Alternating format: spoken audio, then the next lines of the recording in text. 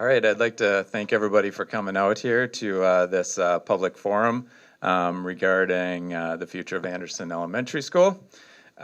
Just like to introduce everybody. We have Mark Drummerhausen on the end from the school district. We have Mike Funk from the school district, myself, city administrator for Bayport, Mayor Hanson, Councilmember John Dahl, and Councilmember Katie Hill. We also have Graham Arntzen from the facilities planning team here tonight. Tonight there'll be multiple presentations along with an opening statement from the mayor. Near the end of the forum, the city will open the floor to questions and/or concerns specifically related to the potential relocation of Andersen School to Barker's Alps, which I'm sure you're all here for. While we may not have all of the answers to every question that you have, city staff and council will try our best to provide information that will allow residents to have an understanding of the issues related to that potential relocation. I just like to reiterate that this is still a potential thing. Nothing is set in stone at this point. So ultimately, city staff and council want to acquire as much input from residents to help make an informed decision on how residents feel about that potential relocation, hence the public forum. So to start us off, Mayor Hanson will be providing an opening statement, which will be followed by the school district and then city staff providing some background on the park. With that said, here's Mayor Hanson.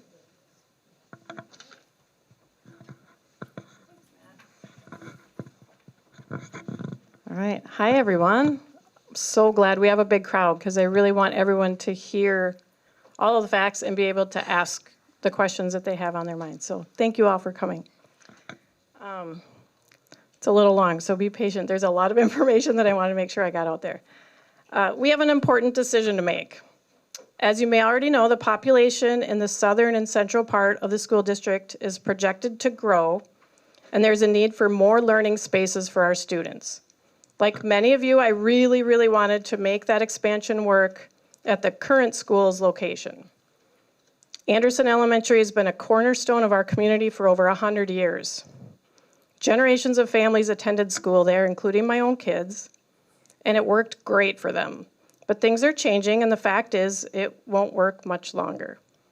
As it is, the media center already doubles as the art room, and unlike other district elementaries, there is space for only one preschool room, and that room has no windows. Unfortunately, adding a few classrooms or redrawing the attendance boundaries can fix only so much. After seeing the data as a member of the school district's facilities planning team, it's clear to me that a larger school is in a new location is imminent. So now it's up to our community to decide how important it is to keep a school in Bayport. With limited space for development here in town, we run the risk of losing the new school to another part of the district. I don't want to let that happen. I believe that a school belongs in Bayport. It is part of what gives us that small town feel that we all love. It adds to the quality of life, attracts young families, and helps the students and community stay connected. It's important for kids to be able to walk or bike to school, and I love that our police officers are there to help them get there safely. That just wouldn't happen if the school were in the middle of a field in Baytown. Again, like many of you, when the district suggested Barker's Alps for the new school, I was not immediately on board. Green space is precious. Kids play sports there, people walk their dogs there, and wildlife thrives there. Then, as I started to envision it, the positives of a school at Barker's Alps began to outweigh the negatives. Schools have green space and places for kids to play, just like a park. I also realized that many kids could still walk or bike to school if it were at the park. It would be closer to inspiration, helping to tie the two parts of our community together, and it would be safer for the kids away from the state highway. And after working with the district to fine-tune their concept plan, which you will see tonight, I'm pleased to say that there still would be a baseball and soccer field and walking paths for the community to enjoy. Plus, there would be an even bigger playground, and most of the trees and wildlife could remain, including the sledding hill at the center of the park. We are also lucky to have many other open spaces in our community that would not work well for a school, but have the potential to be used more than they are now for recreation, and hopefully fill the void of what would be lost at Barker's. Like Lakeside Park's ball field, the new Land and Water Legacy property by the river, and multiple acres in Upper Barker's near Inspiration. People's Congregational Church has also been a great partner in this, and my understanding is they would like to see their beautiful parkland adjacent to Barker's Alps be enjoyed more and potentially become an unofficial extension of Barker's. Secondarily, if the new school is built in Bayport, the likelihood is greater that our community could be involved in its design to potentially limit the amount of impervious surface and also be involved in the plans for reusing the current location in the center of our town. Considering all of this, I believe that a new school in Barker's Alps is the best solution to satisfy the needs of our growing district while retaining the tradition and benefits of a neighborhood school in Bayport. Of course, this is my personal opinion. You're all here because your feedback is important. This is your opportunity to hear all the facts, ask questions, and help us understand how you feel about the school and the park and what you think is best for the community. Thanks again for coming.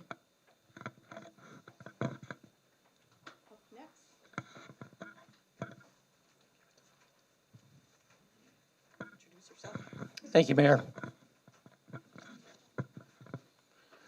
Just go to, that's good right there.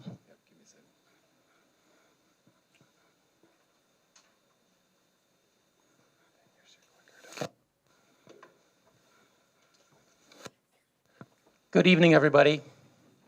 My name is Mike Funk, and I have been the superintendent here in Stillwater Area Public Schools since July.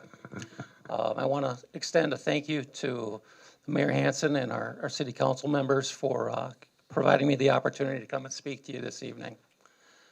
So here I am, this new guy most people in the room have never seen, and I'm in a room full of 100 people, and people are wondering, okay, what's going on with our school, and why are you here, and what's this all about? So I want to give you a little bit of context about me and my background as an educator and how it really relates to really Bayport.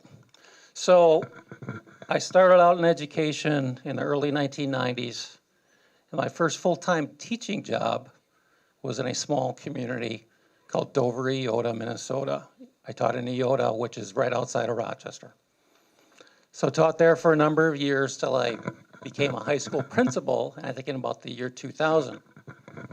I became a high school principal in Pepin, Wisconsin, right on the Mississippi River. From Pepin, I moved to Bird Island, Olivia, Lake Lillian, Minnesota, and I was a superintendent at the Bold School District. What did all of those experiences have in common? They were all in small communities where the school was the heart of the community. So I can tell you as an educator, I have seen the benefits that small communities provide to the education of the children. And as superintendent, you know, I've been given this situation where in our district, we have expanding growth as the mayor discussed.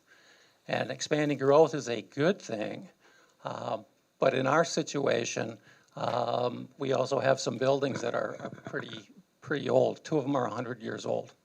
So we have a situation where we've got growth occurring and we have some old buildings, and at the same time, I, from my life experience, have come to understand the importance of schools and community. So when we were initially looking at this growth situation, and we're going to get into the numbers here in a little bit. We met with the mayor and Matt from the city back in February, and we said, hey, we're going to have to build something, we're going to have to do something. Is there any space available in Bayport? Because I get it, I understand. This is what we need to do. And so that's when we started looking at some initial discussions. It led to some further conversations with folks, and we met with parents at Bayport, or Andersen Elementary here in Bayport. We met with the staff at Andersen Elementary in Bayport here. We've met with the city council, and so we have been very deliberate about looking at options. And as you're going to see tonight and hear, Barker's Alps is the best option if we want to keep the community feel for that school. And I know it's probably not the most popular thing that people want to hear in this room, and we're going to explain a little bit about the why a bit more. So it's through the mayor and the council that said, hey, you know what? We want you as a school district to come here and talk to the wider community. The other thing I want to recognize is People's Church. You know, they have 10 acres right next to that park.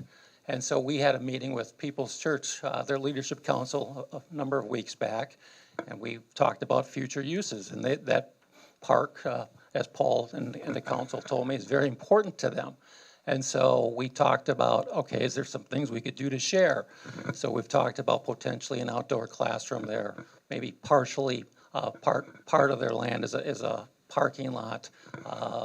And so we're looking at different options. I can tell you, you know, a lot of people say, oh, your decision is made, you're doing whatever. There has been no decisions made on anything. We are still looking, we are still trying to figure it out, but my priority as your superintendent is to try and figure out how we can keep a school in this community that fits the needs of our kids. And so I think that's real important for me to share that with you in this room tonight. So on a little bit wider perspective, we have a facilities committee made up of city leadership from Bayport, city leadership from Lake Elmo. We've had representation from the northern part of the district, and representation from folks down in Woodbury.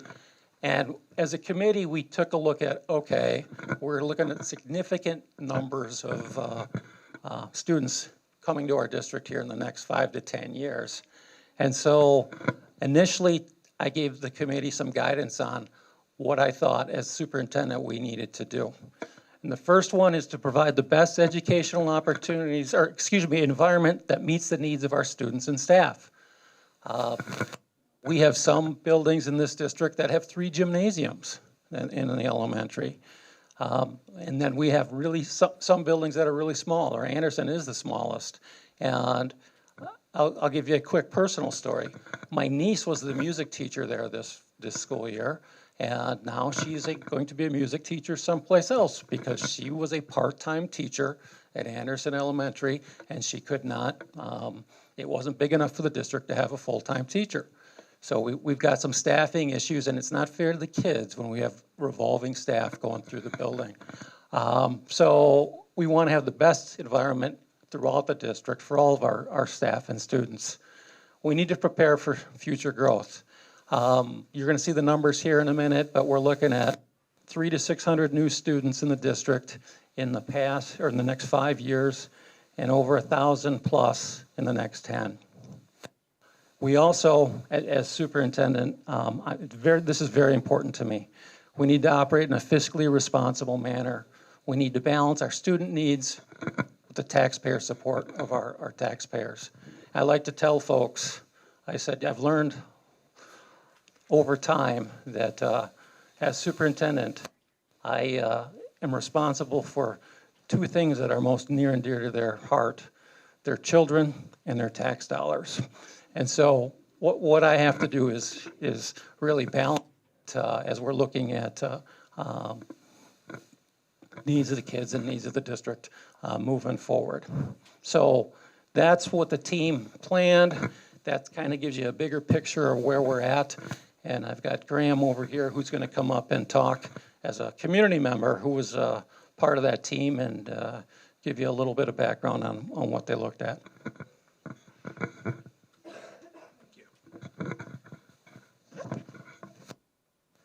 All right. You guys hear me okay? Excellent. My name is Graham Andersen. I live in Oak Park Heights, right behind Menards. Been in the community for several years. 2 students in the Stillwater Public School. My daughter Maxine is in 8th grade, and my son, he is in 1st grade. Excuse me. 3rd grade. And 6th and 1st grade. So I'm certainly have some interest in what happens inside of the district, and I'm going to talk a little bit about the process we went through and where we ended up where we were. I've got the clicker here, so I do have ties to the community long term. Although I grew up in western Wisconsin, my grandparents lived in Grant Township. This feels like home to me, and I've been part of this community, I would say, since I grew up as a young boy. There's the recommendations. Don't focus on them yet. I want to talk to you about process and how we got to this. This took a lot of work to get recommendations over actually several years. And so I think before you focus on the recommendations, about how we got there.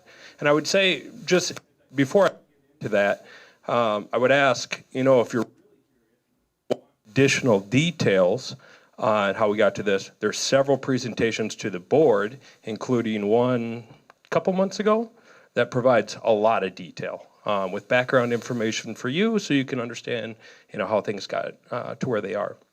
I'm going to start back in 2019. So in 2019, the district spun up an effort. The board asked, we knew growth was coming and that it was going to be a challenge with so many students coming into our district, right? You could start to see the growth over in Lake Elmo, Woodbury, Afton, Bayport, right? You guys had inspiration to be built. And so you could see it coming. And so the district knew there was going to be a challenge. And so they spun up this effort called the Community Design Team. And there was a group of like 65 people that were selected for that. Community leaders, average Joes like me were on it. A variety of people and then district members as well.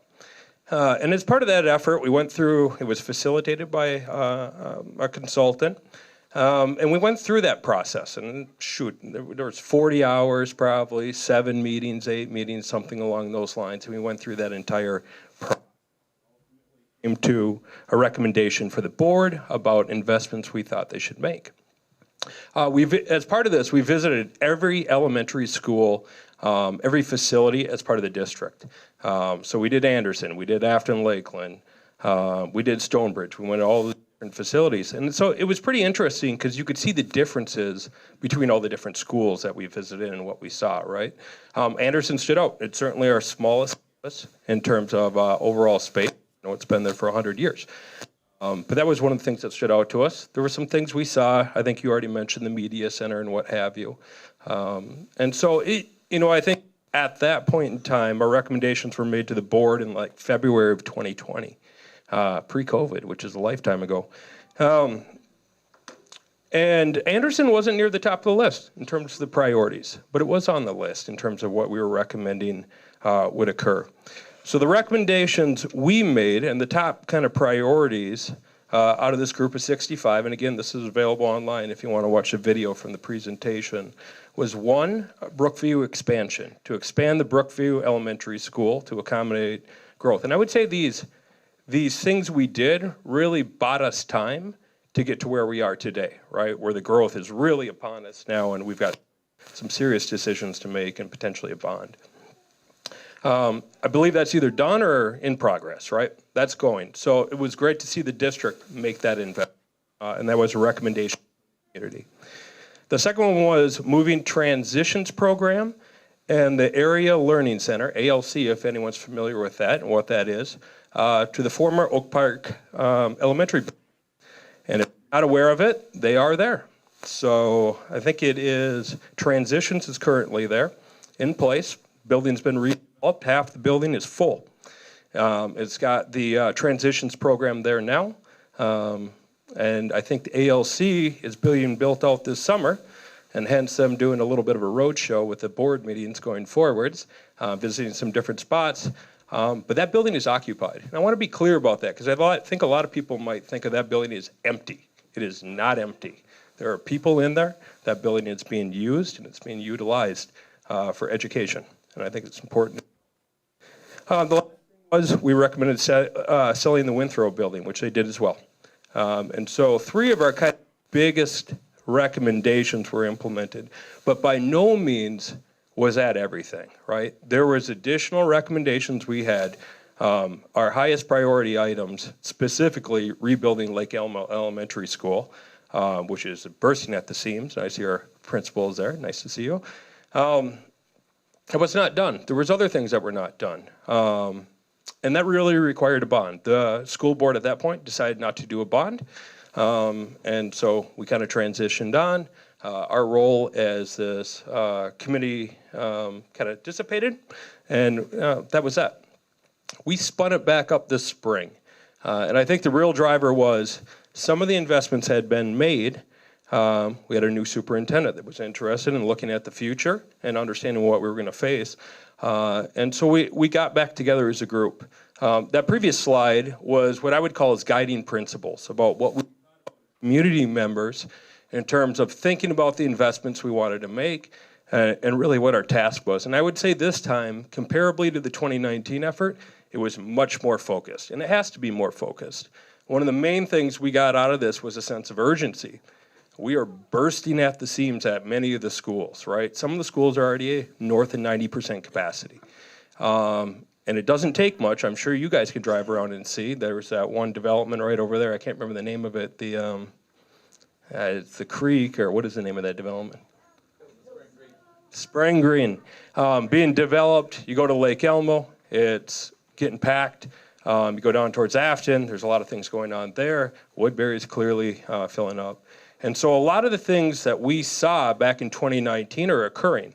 And so as we spun up this new effort this spring, it was really data-driven. I mean, there was a lot of new data coming in terms of the developments that were done, the students that had come into the district.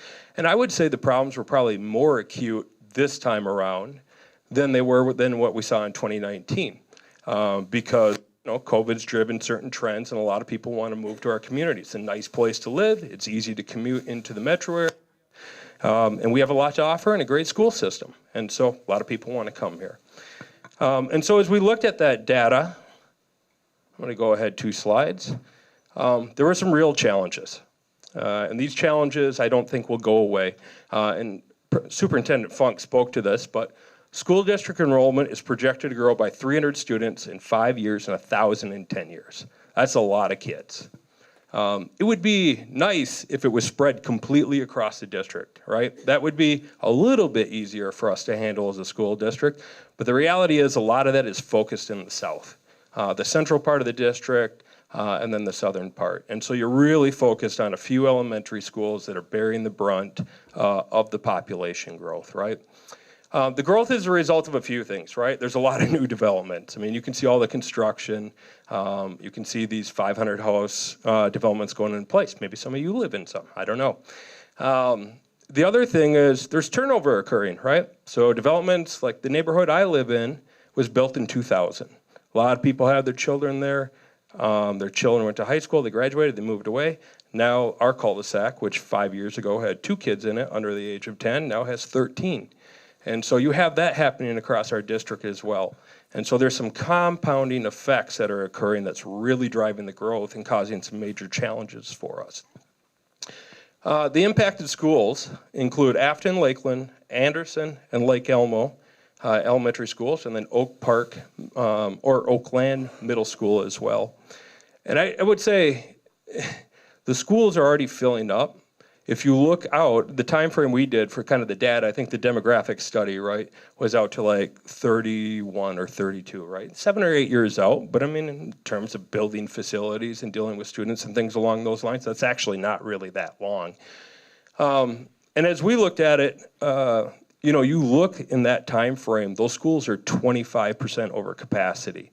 So it's not like we can move some things around or maybe shift boundaries a little, take care of that. they're way over capacity, right? It's an issue that will not go away. And you already have some community, some parts of our community that are already challenged, right? There's a lot of houses that look at Lake Elmo and they do not go to Lake Elmo right now. They go out to Rutherford, right? And I think if, we look at not building new facilities potentially, that problem gets more acute, right? All sorts of non-optimal decisions need to be made. And so you kind of think through that. So that's the challenge that's in front of us. And a lot of people coming. I'll go back to the recommendations real quick, and then I'm going to pass over to Mark. Hopefully I'm not taking too long here, but I think it's important for you guys to know the details about how we got where we are. The recommendations we came forward with was for sure replace Lake Elmo Elementary within the city of Lake Elmo. Replace Andersen Elementary, preferably in Bayport. I want to reiterate for the community design team or the community members we participated in for the exact same reasons that Superintendent Funk talked about. Schools are important to communities. Our desire as a group making recommendations to the board was the school needs to stay in Bayport. We felt that was very important to the community. I'm not a member of the community, but I can imagine having a school in your community for 100 years and then potentially removing that from the community or even shifting it in the community as being dramatic. And I can see there's a lot of people here and a lot of interest for obvious reasons. The other one is remodel Oakland Middle School. So as those kids come up through the middle or through our elementaries, the middle school is going to get overwhelmed. And then the last part is improve safety and security district-wide for Stillwater High School, specifically the entryway doesn't work that well, but we can do things across our district. So that's the broader bond. I realize we're talking about Andersen Elementary, and I think I'll pass it over to Mark. I think he's going to talk about some of the reasons why we're recommending a new elementary. Good evening. Thank you for coming out here. Mark Drummerhausen, Director of Operations for the Stillwater School District.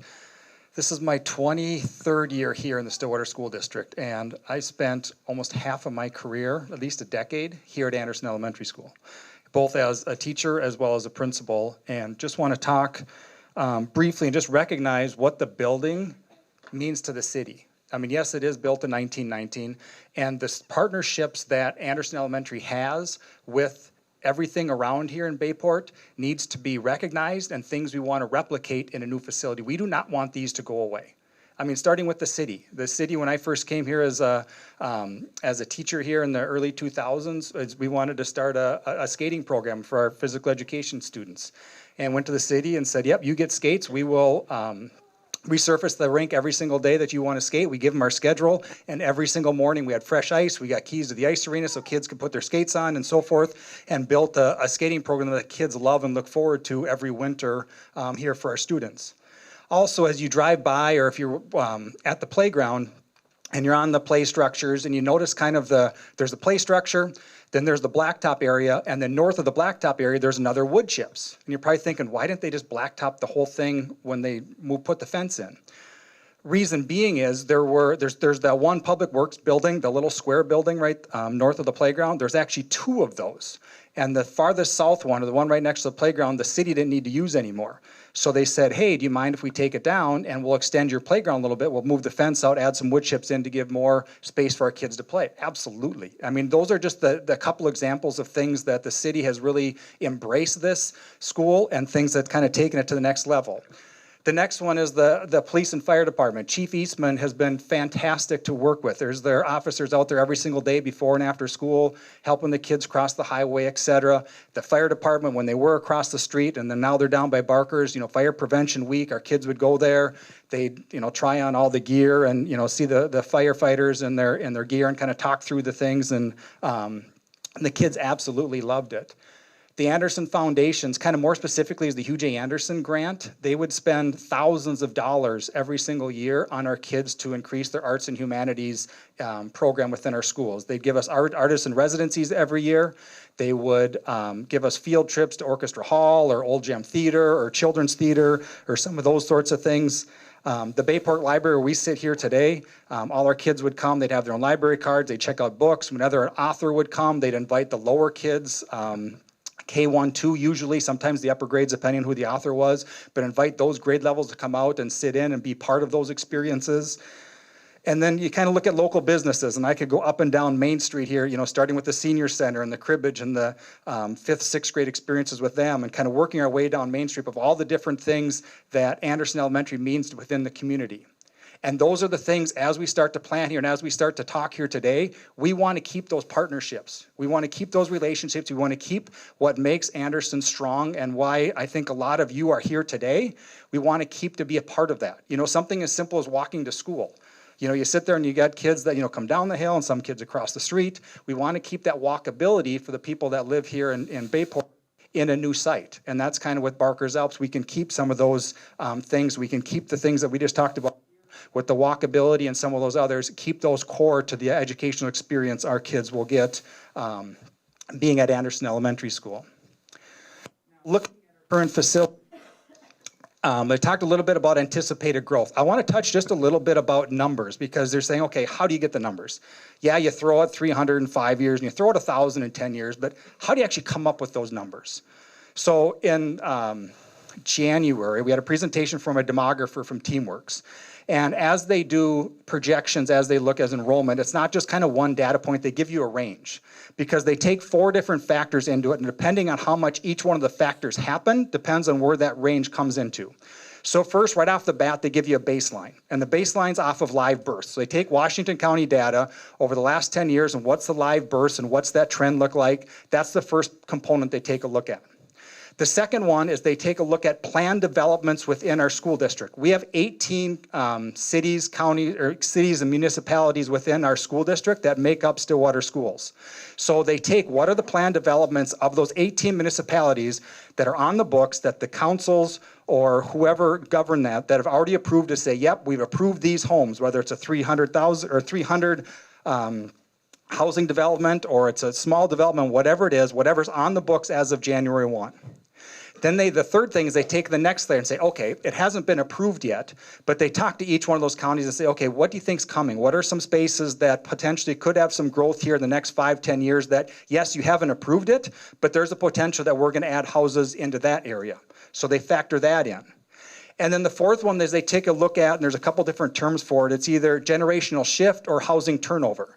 So are there big pockets within our school district where people have lived in their homes 30, 40, 50 years, that those houses may be turned over into other families, which then would have a potential of growth for students within our schools. So they take all those factors in, and that's where they get these numbers that you saw in terms of the 300 and 1,000 over the next 5, 10 years. And then that's different for each one of our schools. As you can imagine, it's not equally distributed from north and south, that 1/10 of our kids go here and here and here. It's the population growth is in the south and southeast portion of our district, and that's kind of why we're here for Andersen Elementary. So the first one is to accommodate our growth. Currently, we have a capacity of 375 kids at Andersen.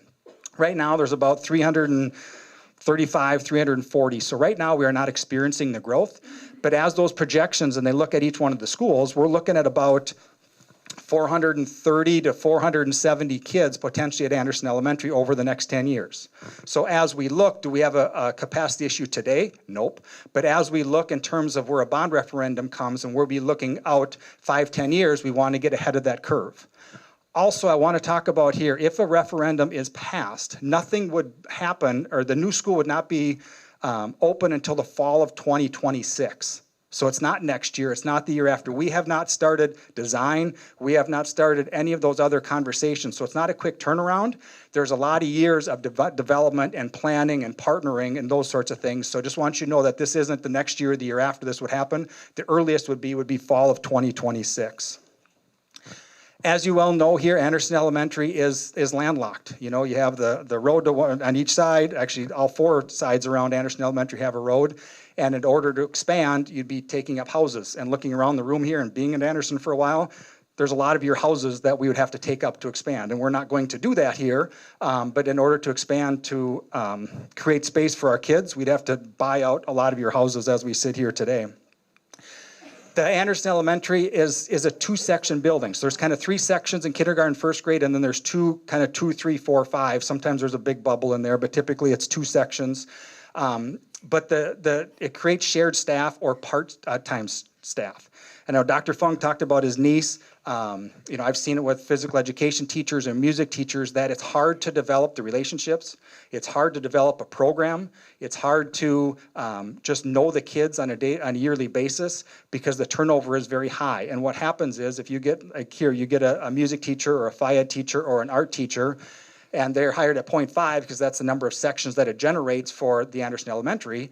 One of two things happens. Either A, if there's another full-time job within the district, they're going to leave to go from Andersen to another building to be a full-time teacher, or sometimes they'll go to another district to be a full-time teacher, and they'll go to South Washington or White Bear or Matamidi, et cetera. And we want to be able to continue to build the educational programs for our kids and build that continuity and relationships as kids come from kindergarten through 5th grade to have that same programming for the same staff members.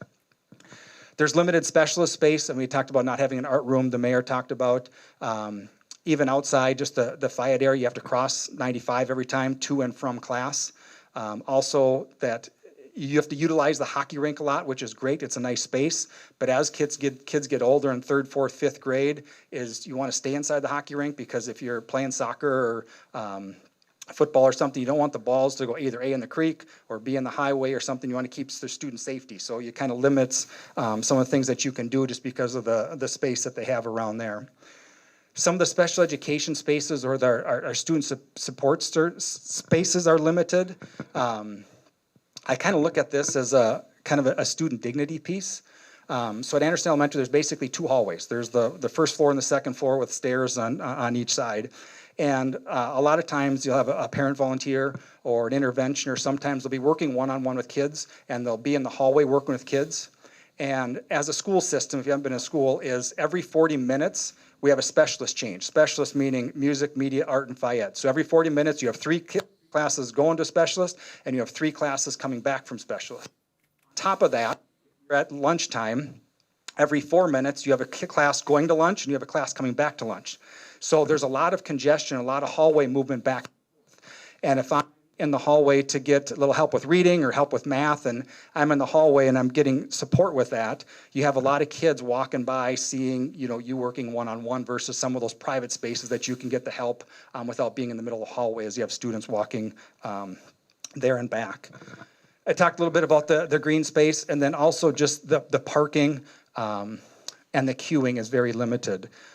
Just in terms of where it is, we changed the road into a one-way and those sorts of things, and this is kind of the challenge of it back and forth. And the reason I talked about that one is it's not set in stone, but the Department of Education has guidelines in terms of how big a school site or a school facility should be. So they start off as kind of a baseline of 10 to 15 acres. So no matter how big your school is, 10 to 15 acres is kind of the baseline they say that you should start with. From there, every 100 kids you have, you should add an acre to that. So if you take Andersen Elementary, the 375 kids, so let's just round up to 400. So that would be anywhere from 10 to 19 acres is where the Andersen Elementary site should be. Currently, the building itself is on 1.4. And if you add the playground to it, it's 0.7. So you're talking about 2 acres of where it's on versus the 14 to 19 that the MDE recommends a building should be at. And kind of what's the space that's missing? You say, okay, what's missing? Yes, it'd add on for the size of the school, but it's also that parking and that queuing for parking. It's also the green space that we had talked about. Some of those things that we want to get for our students is kind of the spot that we're missing when that 2.1 acres of land that we currently have. Now, with a new facility is we can increase the capacity to accommodate the growth that we have. It'll help with our staffing efficiencies because there'll be a few more students. Class size, I want to be very clear on this. Even though the school is bigger, class sizes do not change. There are class size ratios that their school board of education set for kindergarten and 1st grade, and then there's a different ratio for 2nd and 3rd grade, and then there's a different ratio for 4th and 5th grade. It doesn't matter if you have 5,000 kids in a school or if you have 300 kids in the school, every single classroom has the same number of students. It's just how many classrooms that you have. And so there's kind of a misconception that a bigger school means bigger class sizes. That will not change how many students are within. That's board set in terms of how big our classrooms will be. We'll have designed for spaces for all of our specialists. We'll have some of those flex learning environments for our supports, staff for our students, have green space and field space for our kids, and then separate and have dedicated parking and traffic flow. So you kind of separate where the buses come in out, where the parent pickup drive-through lane is. Just for student safety, you don't have students and parents intersecting with cars and buses. You kind of keep those separate in terms of those two things before school. So kind of looking at Barker's Alps, kind of what we proposed here, you kind of see the triangle or the rectangle on the right is the Barker's Alps facility. The little piece of property on the left is the Peoples, just so you can understand the distinction of where Barker's Alps is and the distinction of where Peoples is. So you can kind of see the parking, as Dr. Funk talked about, and when we met with Peoples, is, if there's a way, and there's more conversations to have with them as well, but if there's a way to kind of share some of that parking back and forth, as well as kind of separating the parking and the bus entries. You can kind of see the building is in white there. Right below the building, you'll see two rectangles. You'll see a tan rectangle and you'll see a gray rectangle. Those are just placeholders. The tan rectangle would be a play structure, would be a playground for the kids, and then attached to it, the gray area is blacktop area. So it could be a basketball court, it could be hopscotch, it could be foursquare, those sorts of things in the gray area, and then the ball fields. This is by no means, and I want to be very clear on this, this is by no means set in stone. This is a big game of test. You can move things around. You have the land, but you can move the different parcels around back and forth. So that this isn't the drawing. This is before we even start. Remember, we talked about not being open until 2026 is because we haven't done this work. So these are just pieces that we can move around and get in different spots. It's just a concept to see where things would fit on that current piece of property. Next, part of the facility design team went to go visit and look at a couple different places, and just kind of highlight one was North Star Elementary in the White Bear Lake School District just built a school here in the last couple years with their bond referendum. We went to take a peek of what that looks like from that standpoint. So I just want to kind of highlight as we look at the building here and how do you kind of make a big building in a smaller area is you create pods or create areas. So as you walk into this main area, you have all of your specialty areas in one. You have your gymnasium, you have your cafeteria, you have your media center, you have your music room, kind of all that common space that kids go to for specialists. So some of the noise from a gym or from a music room or some of those things is separated from the green, which is the learning area. So it's during the day, you don't have the noise from a music classroom or a gymnasium creeping into the classrooms. But then secondly, before and after school for Adventure Club, or if the gym gets rented out, or some of these other spaces, the community spaces are all in one spot that the community would need, and you're not kind of weaving your way through the entire building. Then as you create in the building, you kind of create pods or areas for specific grade levels or teams of grade levels of kind of kindergarten or first, second grade, and kind of working your way around the building in terms of having a building that's a little bigger, but it's also in a way that it feels small and learning communities for each one of our kids. So here's just kind of a picture. The one on the right is the entry area, and it has the secured entry schools will have, the main office area. Here's kind of look at the learning commons or a media center. A lot of natural light that's coming in and big open spaces for our kids to learn. Another image of the media center. The cafeteria, again, two different areas for the kids to come in from the different sides to kind of increase that traffic flow. A lot of natural light, a lot of open seating and different seating styles for our kids.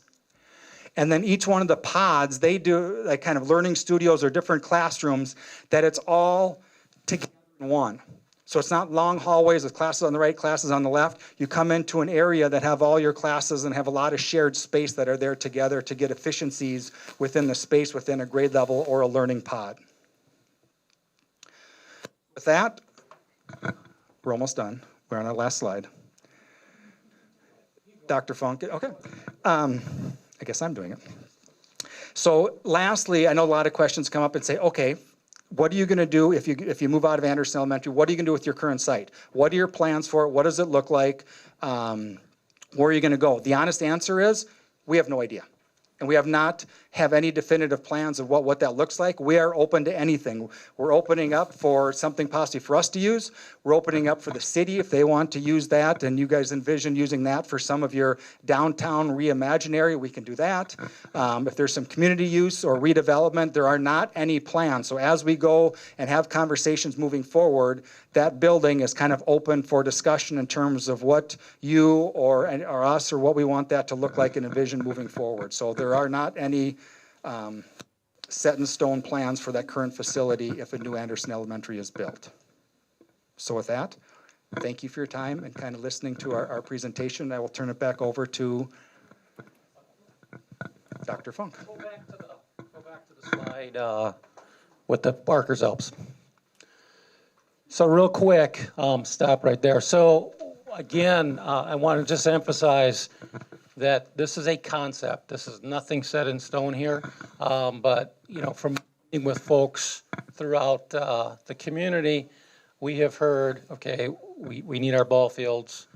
We need our sledding hill. People said, okay, maybe if you could part of it for parking. So this is a concept. This is not, I really want to emphasize that this is not set in stone. But what this is, and I realize that you would be giving up some green space. And I could tell you the things that I don't like most on this slide is all that gray, okay? Where there's busing and transportation and things along those lines. So I just want to share that with you, that we are, as Mark's talked about with the final slide, open to ideas and design for the current building where Andersen is. I think we are totally open to discussions on what that would look like as well. So I just wanted to emphasize that. And with that, Matt, I think I'll turn it over to you, and thank you.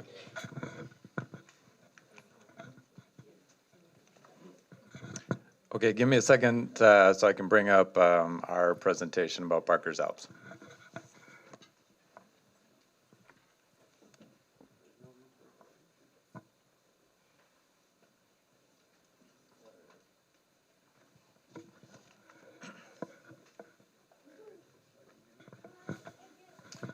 Okay, as the school district had talked about, we looked at a fair amount of sites within Bayport and some sites just on the outskirts of Bayport. The sites being listed above there and as shown on the site map here. The first site, well, given the acreage that's needed, as Superintendent Drumhausen had indicated, somewhere between around 15 acres was needed. And the intent to keep Andersen School in Bayport, or with the intent to do that, city staff and the school district reviewed multiple sites in and directly adjacent to Bayport, kind of as shown above.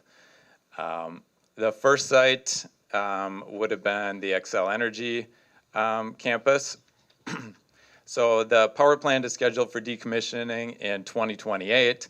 However, Xcel Energy has not provided any specific plans for the future of this site, and the timeline for that decommissioning does not really fit into the school district's construction timeline.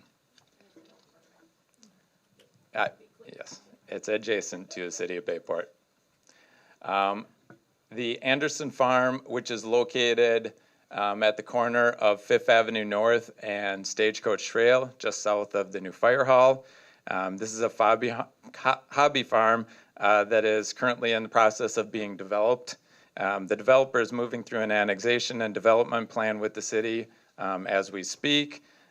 Initial development documents were provided to the city last week with the developer's intent to start street and utility construction this fall. That one is in Baytown, which is adjacent to Bayport.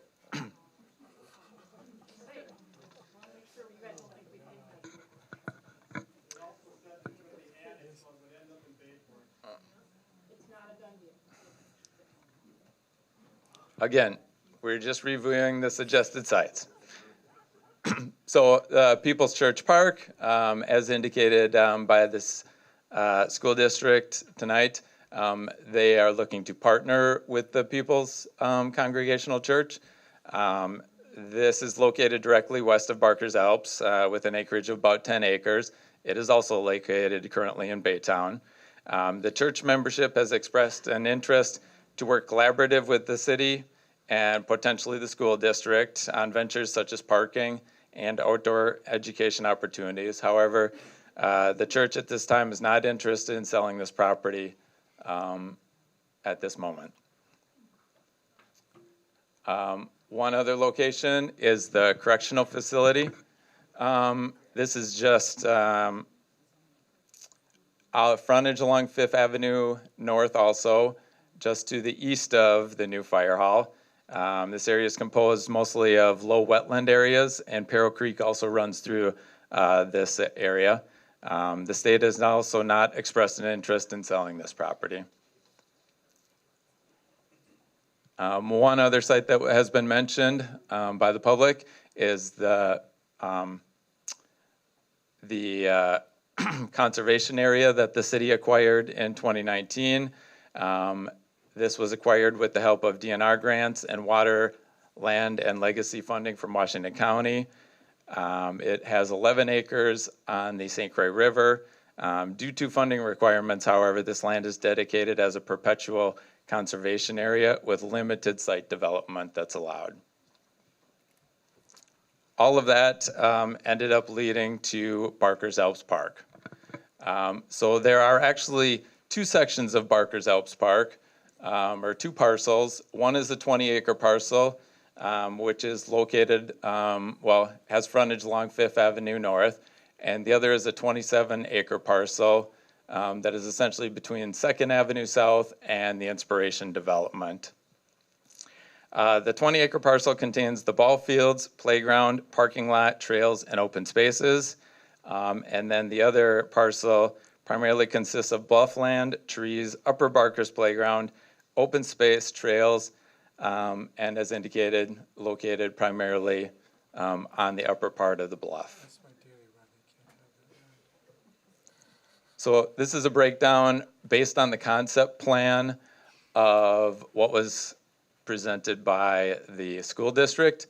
Ultimately, they would be acquiring roughly about 15.7 acres of Barker's Alps, and they wouldn't necessarily acquire it. It is always possible that we would lease the property so that in 100 years, if they would ever leave or tear the building down, that we would acquire that land back.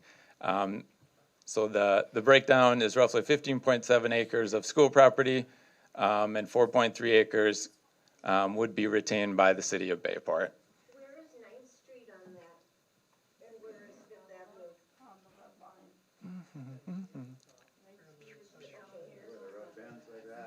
line. 9th Street.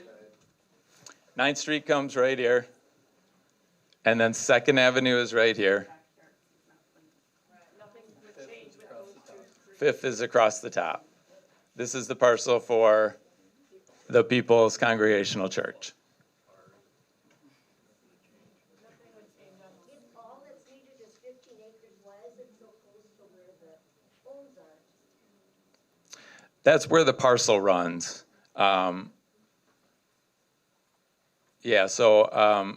That's just the parcel lines. So. That is the park. Outside of that, Bonnie, is the church land. They can't build on that. Yeah, so this is the parcel area, the lot lines essentially go here, here, and here. So the back property lines of all these residents on 9th Street are right here essentially.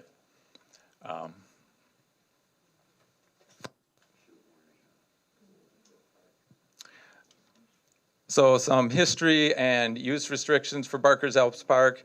The city leased the park from the DNR from 1974 to 1984. The city purchased the park property in 1985. This was done through a special law that was passed by the state legislature in 1973 that actually restricted park use to recreational and cultural use, specifically in the special law. The city has asked the current legislature about pursuing to the ability to allow for educational use of this property in case the school, or with the potential that the school would be placed there. So why is this site being considered? One, it's an elementary in Bayport, because roughly it's the only site within Bayport that would allow the acreage needed for that location. Two, it's adequately sized, as I just indicated. It also maintains walkability for a lot of the residents and students. It offers improved accessibility for buses and parking. It preserves portion of the park, recreation, trails, natural area, and it provides a cooperative shared use opportunity with the school district. So the shared stuff, or the shared items would be the playground, the ball fields, the trails, outdoor learning.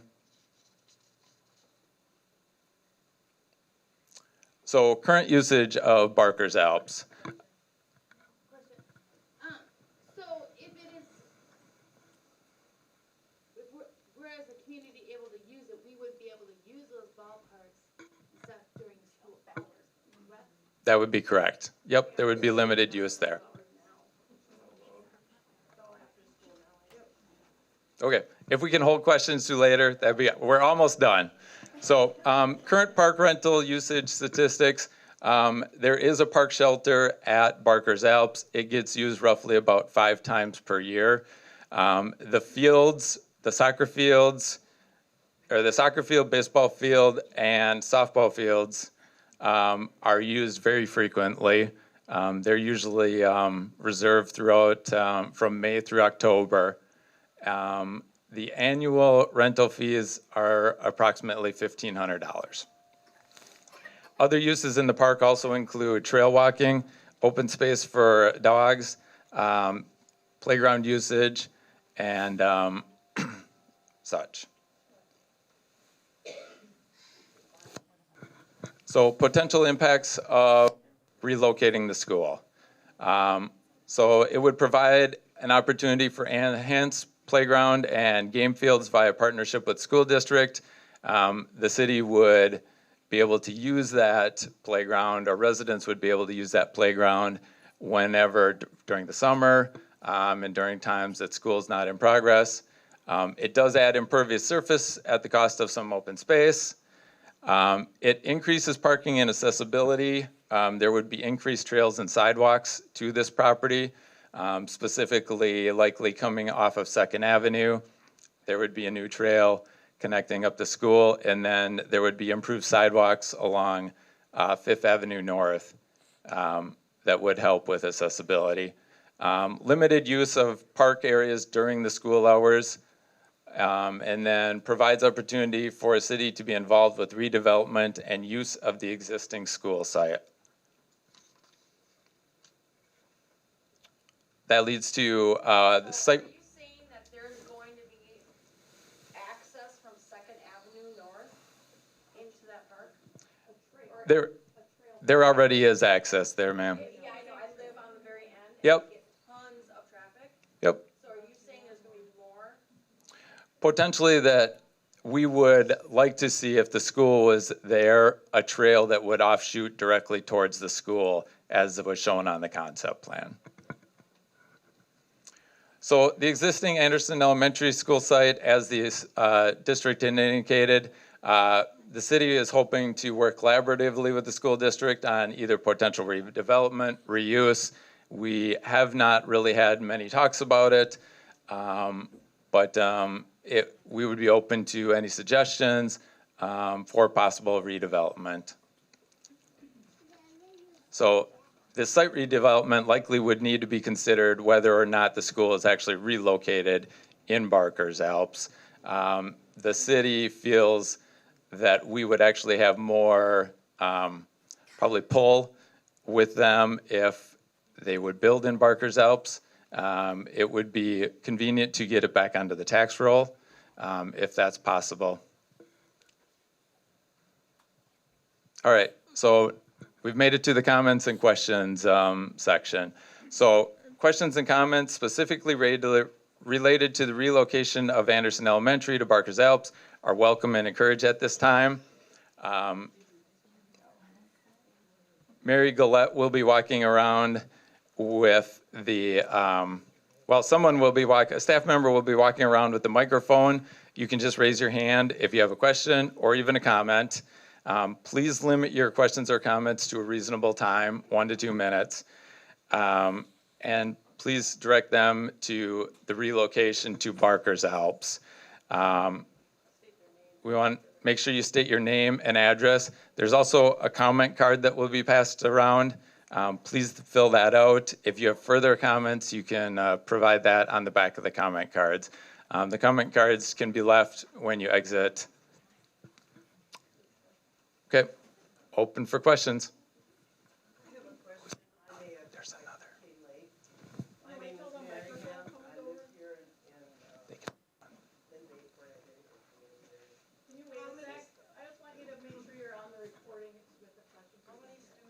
Mary, you got to hold it down. Hold the button. No. Hold on.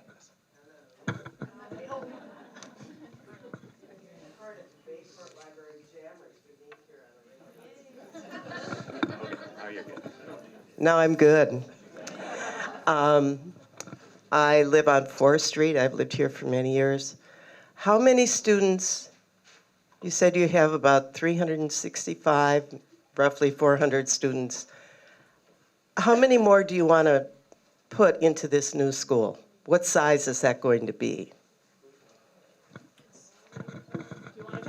It's actually, they're talking about a 600-student school. It would be 2 stories in a similar design to what they showed, but not necessarily Okay, and that where would specific those design.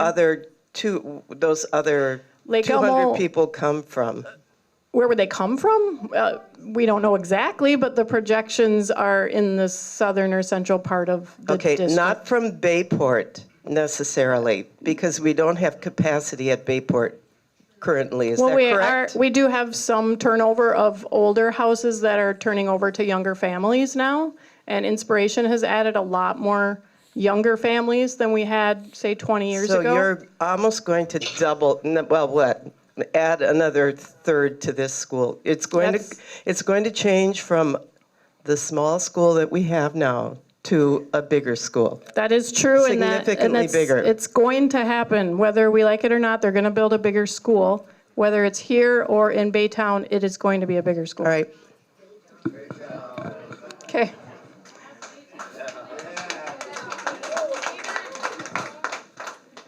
Because we don't like the green space in Baytown. We want them to use it up there. Is that what you're saying? How about we procure some land that is not been developed? All right, who has the next question? I have the microphone. Thank you. I'm assuming this is pre-K through 5. Your name and Jane Kais, 385 Lake Street South. I'm assuming, but you never said, have you considered a kindergarten, a 4-year-old and kindergarten center in a different?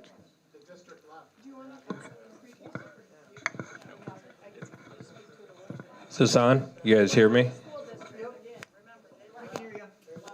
Can you hear me fine? We did, as part of our considerations, we thought about this. No, we did not think about splitting, into, potentially separating the elementary schools into different grade levels. Those lines. Correct. It's mainly driven by trying to get the schools to a similar spot more than anything else while accommodating the growth. Next question. Go.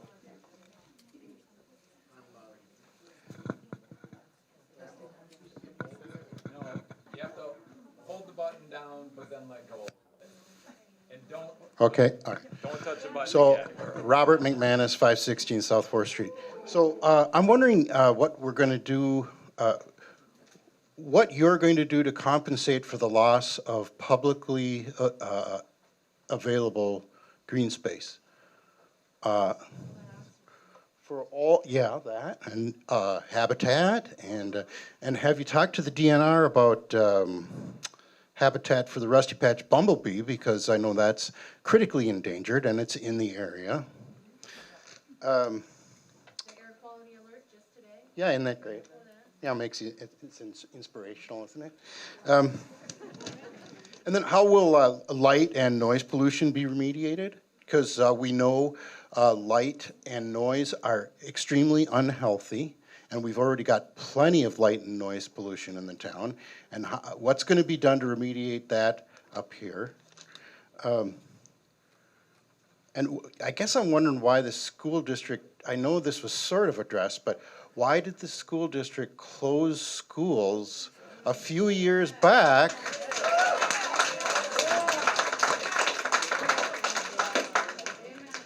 Just to repurpose Oak Park for education, because they're supposed to be closed for education. It is education. They repurposed it. Okay, should we address Rob's issues one at a time? Do you want to, I don't know that we can really address what the school's going to do about light. Do you want me to talk?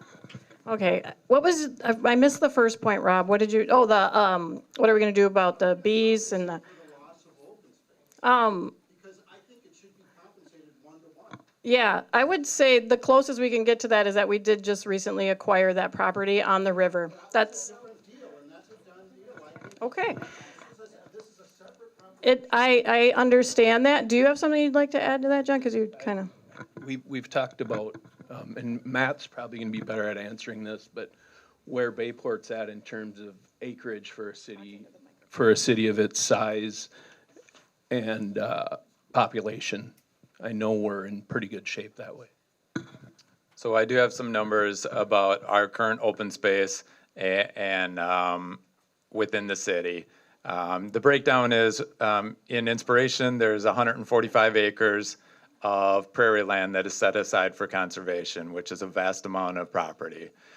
There's also Barker's Alps, which is 48 acres, which if this would go through, potentially 15 acres would no longer be part of that. Part of that 15 is open space. Yes.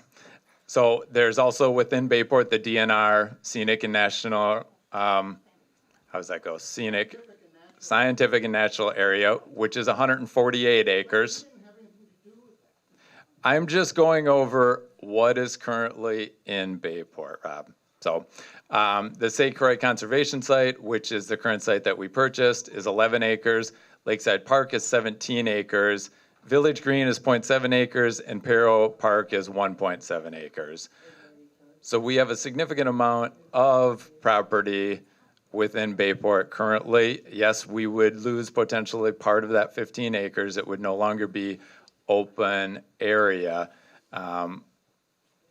But we would be asking the same questions if this property or if the school would be developed in Baytown. So. We actually have, I feel, more control over how much space this school is going to take up if it's in Bayport. If they put it in Baytown, they're going to let it sprawl. So that's the way I understand how new schools are built. Okay, let's wait till you have the mic, and then we'll let you comment. I'm sorry. I can't hear you all if you all speak at one time. So we can talk about how we're giving up green space, and I don't want to give it up either. The green space is going to be used for a school, whether it's in our town or whether it's right down the street on Stagecoach a few miles away. They're going to take up some green space for a school. I agree, it may not be in a park. And we all saw the numbers of use for that park. It's not as used as some of our other parks, just to be clear. It's true. Other than I walk through the park.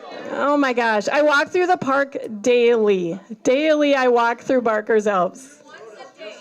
Okay, I'm gonna finish answering Rob's points, okay?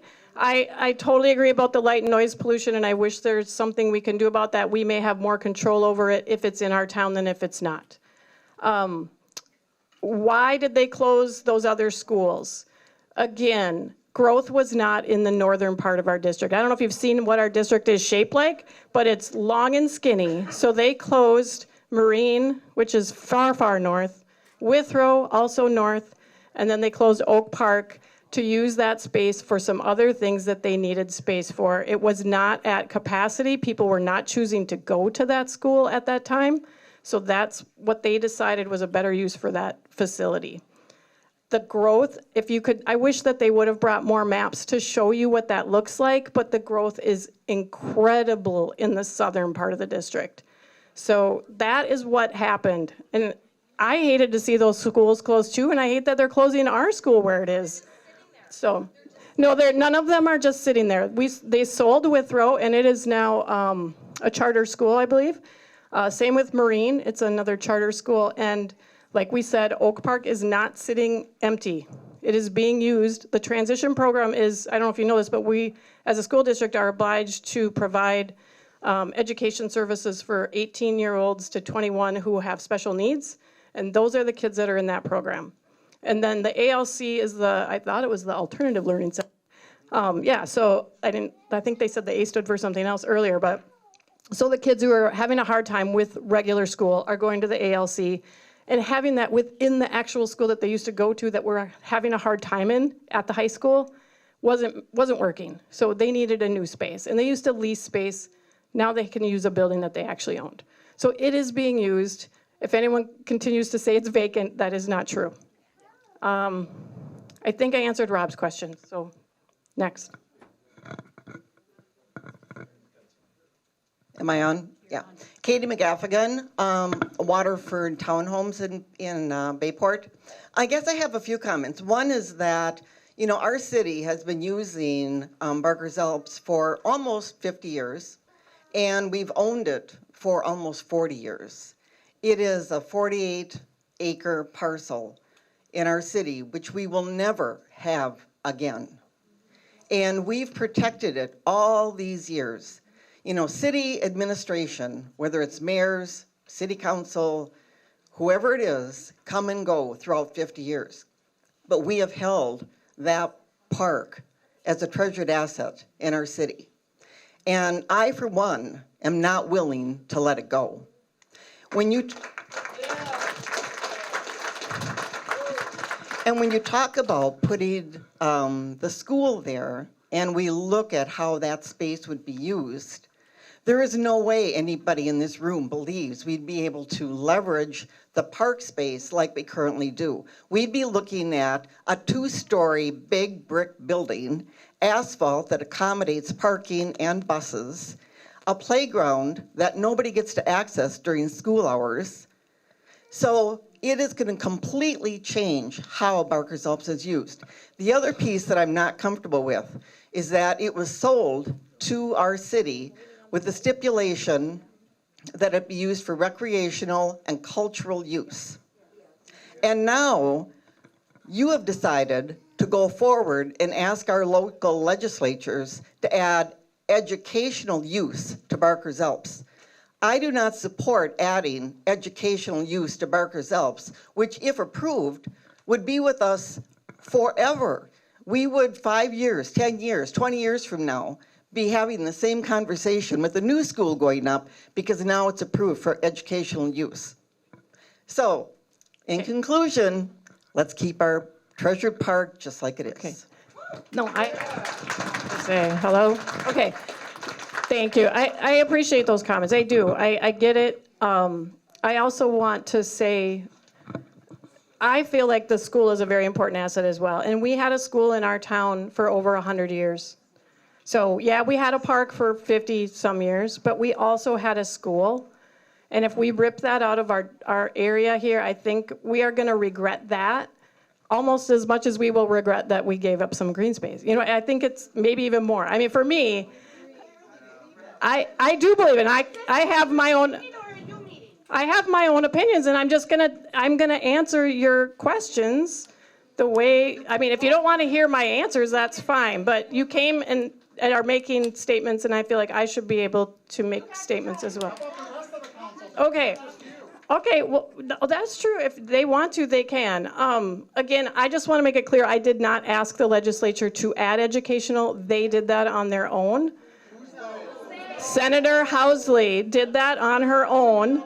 I asked them, how is this going to work? If a school went in, what would happen? How does it work? And they came back with a revised bill. And I thought okay. Here's one more comment I wanted to make. We can lease the land and we can get it back. So that's it.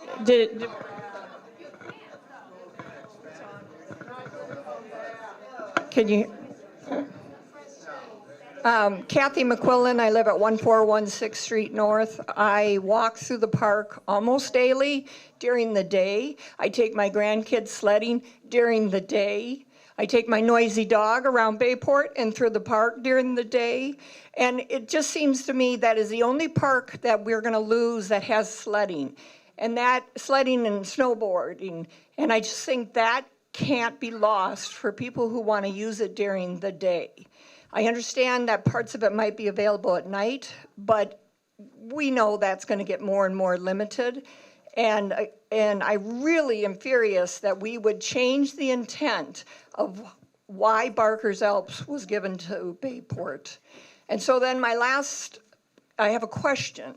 So instead of the city council deciding what's going to happen, why can't we put this to some type of vote to the city of Bayport and all of us that live here? Because I think numbers would show, like if you sent a postcard to all of our houses, why can't we do a postcard vote on maybe the first question of no or yes to Bayport or to Barker's Alps, and then when it fails, we go to Plan B.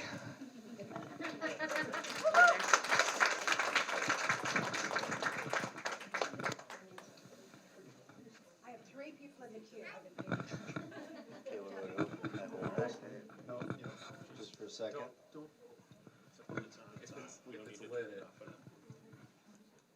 Did I shut it off? Anyone there? Okay.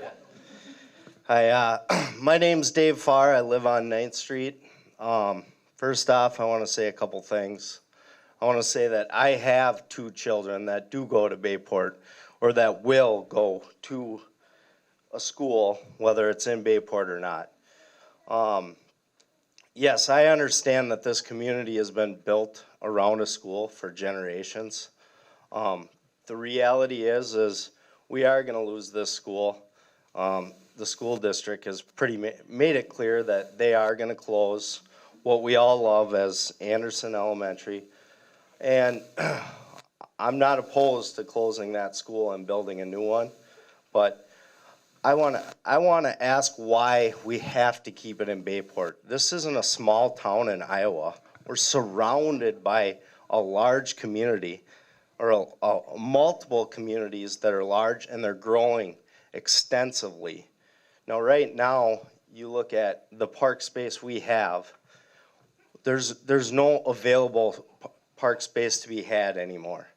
And there's no more development that's going to happen within Bayport. All this development is going to happen in Bay Township and Lake Elmo. The reality is. So that being said, this school that is being built is not just for Bayport. This school is built for us, for Bay Township, for Lake Elmo, and for Oak Park Heights.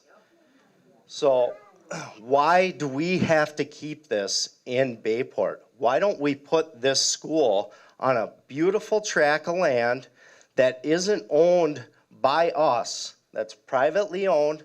The school can purchase a tract of land just like the school in Bay Township and build a beautiful complex there with additional area, with additional green space, with additional playgrounds. Why do we have to take away our green space, our ball fields, where our kids play? Why do we have to take that away? Why don't we keep that? And we realize if we move this school, we're moving this school probably a mile away from where it's at. And the reality is, nowadays, there's very few kids that walk to school. Very few. I pick my son up from Andersen Elementary every day. And I would be blown away if there's more than 30 kids that actually walk to school. Now, My question to you, Mayor, and I want to say thank you to everyone here that's put so much effort into this.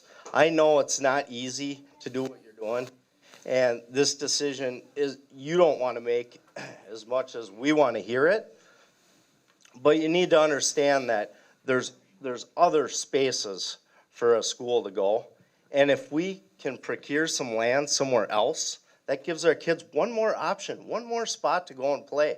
Well, so why do we want to take away what we have or limit what we have? Let's expand what we have. So, as for questions, I have all kinds of questions.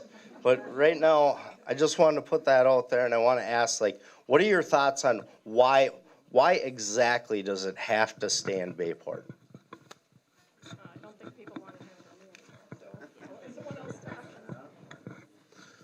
So, first of all, the mayor gave her opening statement, and that was the mayor's thoughts, and I'm not gonna say I completely disagree with them, but I can look everybody in the eye right now and say, my mind is not made up. This idea was presented to us, and we wouldn't be doing our due diligence if we didn't listen to it, reach out to the community, hear what you have to say. Obviously, there's strong opinions.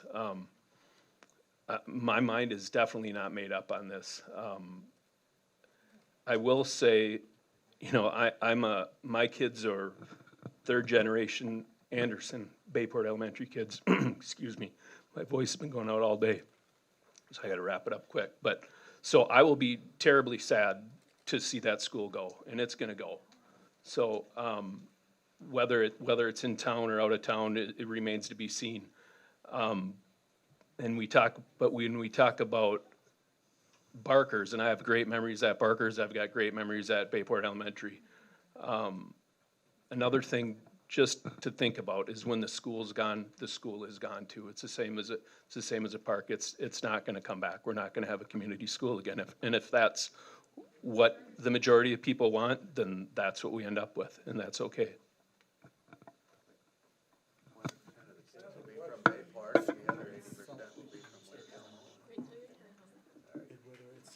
I have a question. Whatever happened to Oak Park Elementary?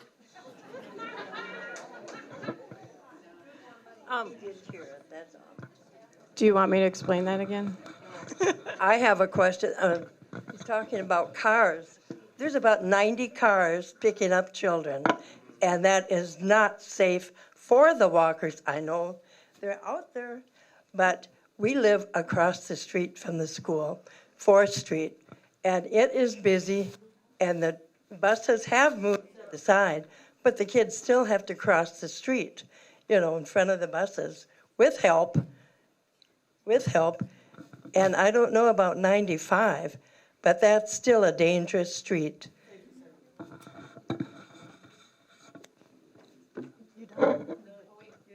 She's next. Wait, oh. Yeah, I'm just gonna say, my kids go to Andersen Elementary as well. They're walkers, they're one of the 30 kids that walk. I force them to walk. And we are across 95 where they have to be walked by a police officer, and if the police officer's not there, I'm walking with them and picking them up every day because I don't trust 95 with traffic. So I want to make sure my kids cross it good, and I agree, there is way more car traffic than walkers. And on that busy street does not help 95. But that's why we're here also. I'm here, I want to listen to all of you. Make sure if you have friends that aren't here too, to email us. I want to hear what's right for our city. I'm not making this a personal decision because I know how I feel about it. I like our green place there. I would love for Andersen to just stay where it is, but I know that's not going to happen. But like we said, why does the community have to be only Bayport? My kids' friends are from Oak Park Heights. They're from Baytown. We're a huge community in the school district together.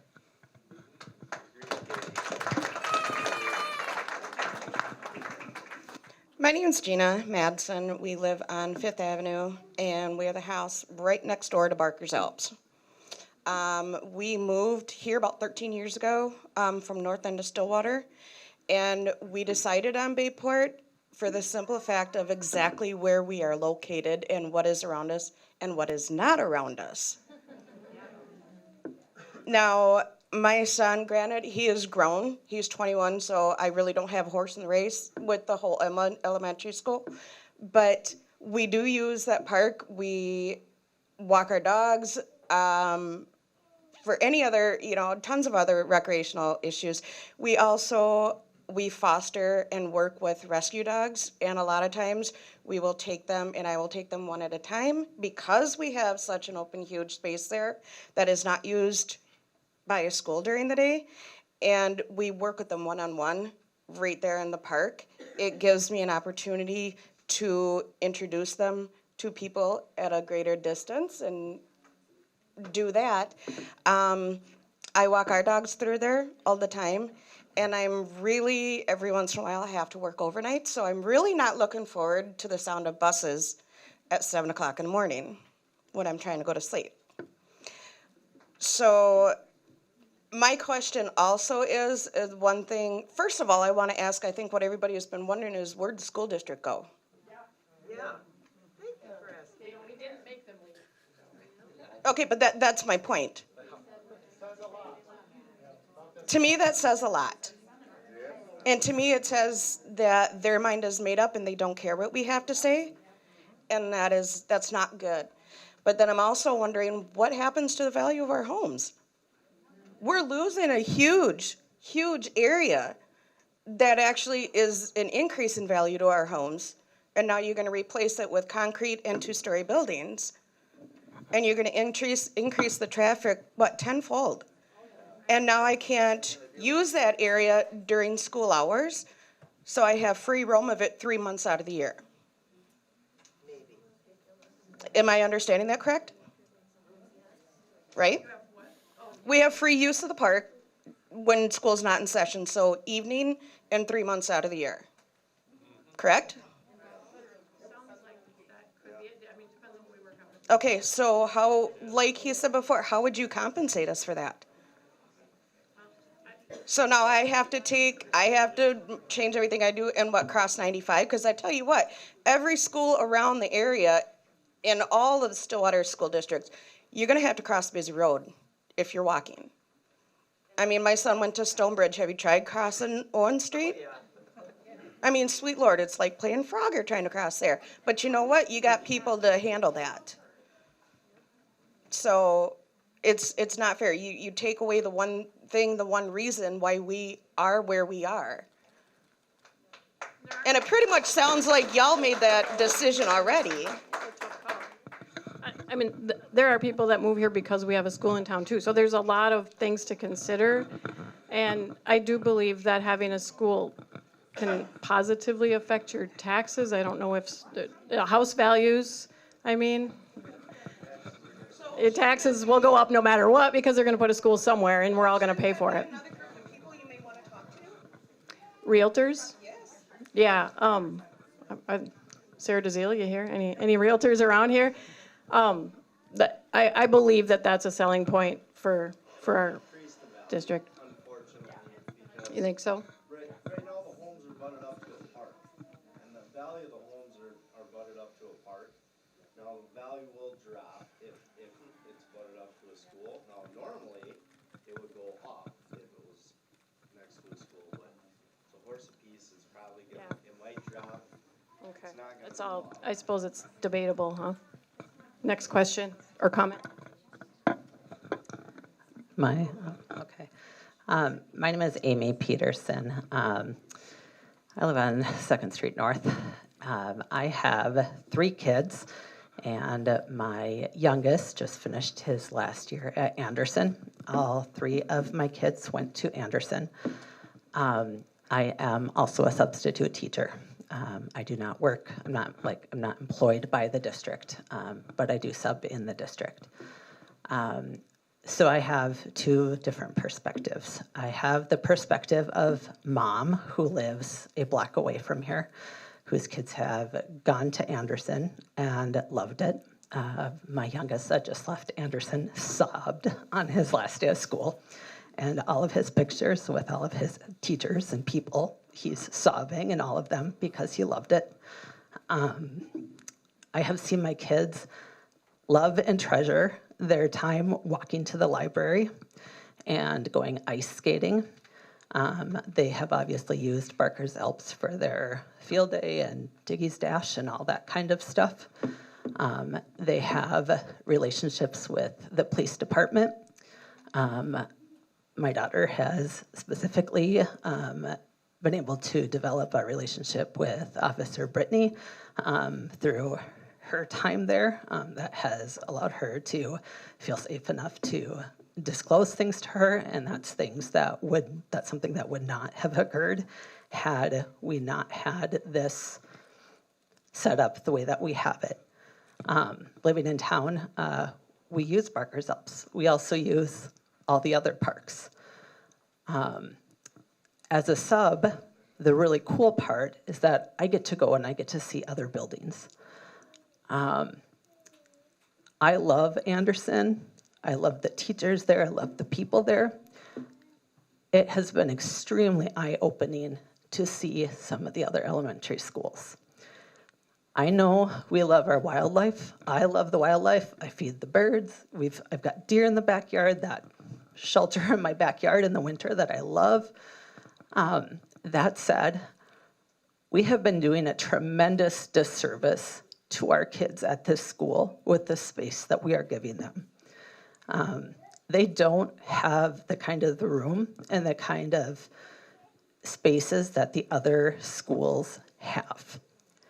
And the kids at that school value their relationships with the people in this community.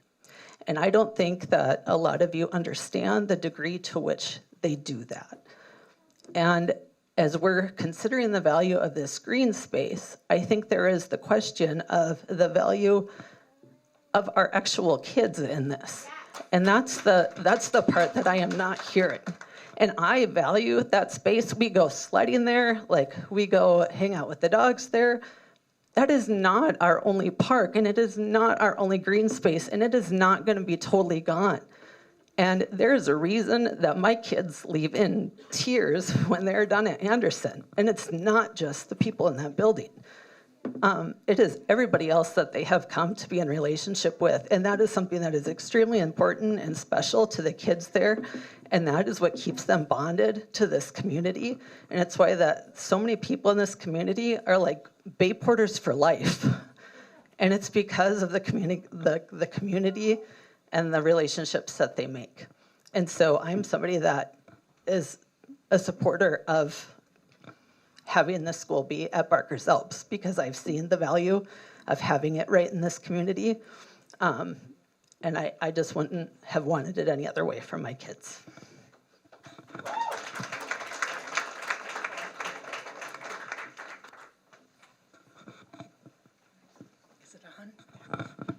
My name is Nancy Adderman. I live on Highway 95 on the south end of town.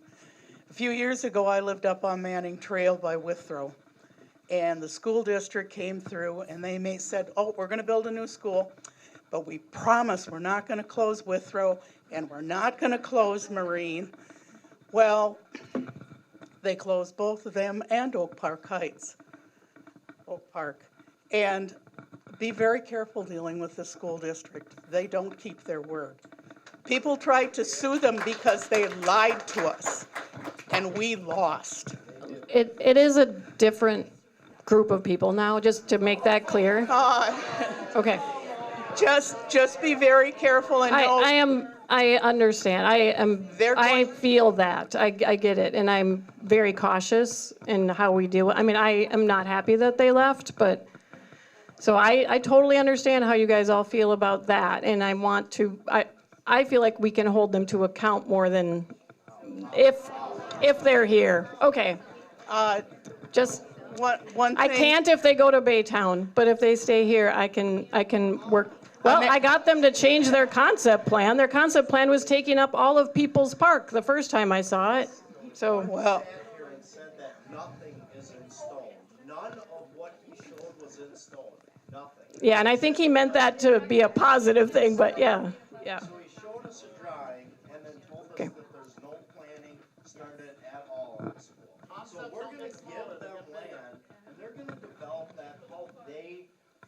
they need to develop that land. We'll take that into consideration. Thank And you. No, if- I appreciate Can it. I I do. finish? I don't want to be talking. I want you guys to talk. And if they had not moved and taken the kids from Marine and Withrow, and 2 years before they closed Withrow, it was one of the President's Award schools. And they've moved all of those schools down, those kids down here. Some of them have a really long bus ride. And if they had not done that, we wouldn't be overcrowded like we are. And we could keep our community school. This, which one? Well, yeah, that could, our school could become a charter school and the school district could be out those students like it was with Marine and Withrow.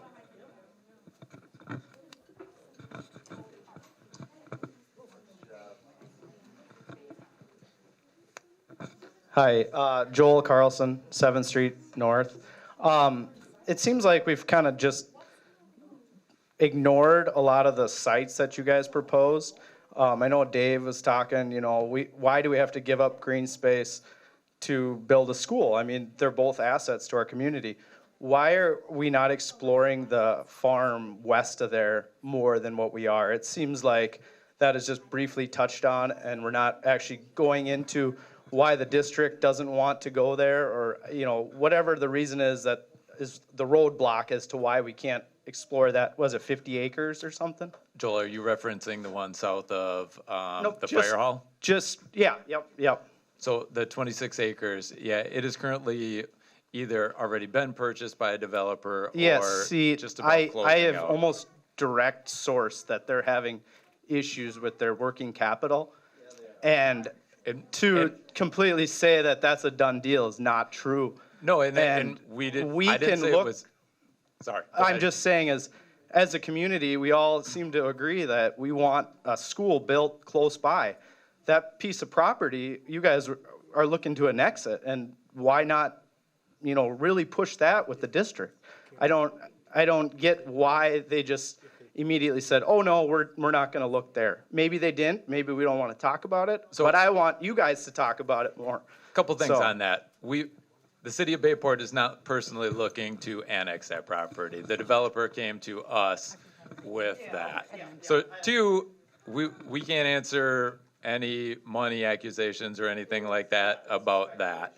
And so the developer has submitted preliminary, well, he's submitted some documents, stuff like that for the beginning process of their plan, essentially, for the development plan.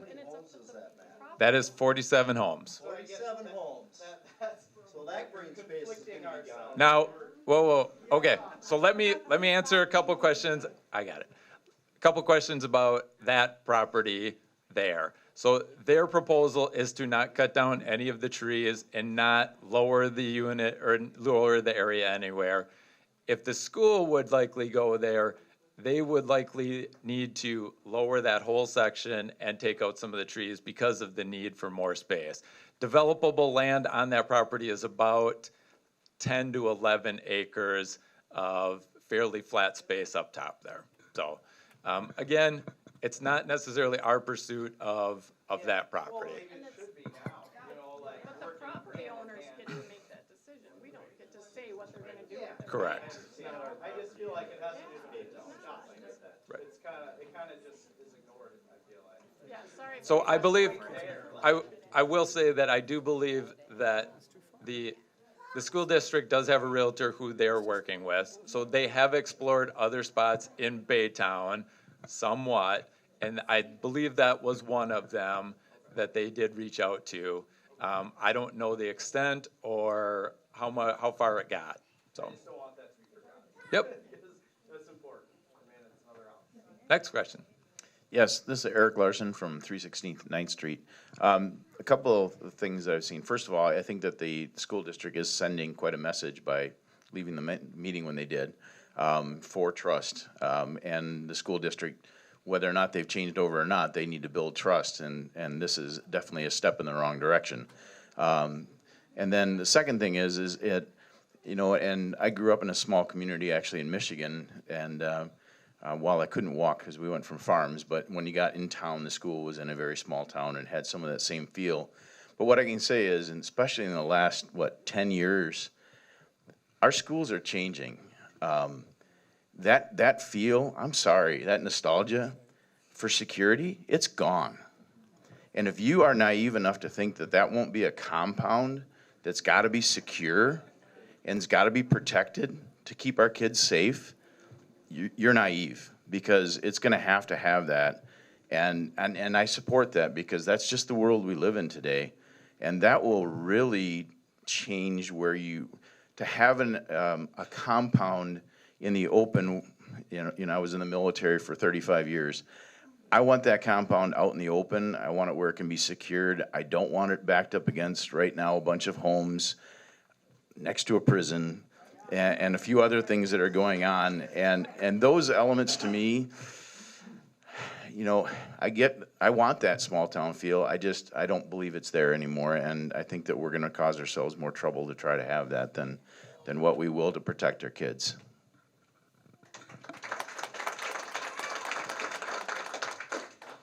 Hi, Jessica Mattel on 2nd Avenue North.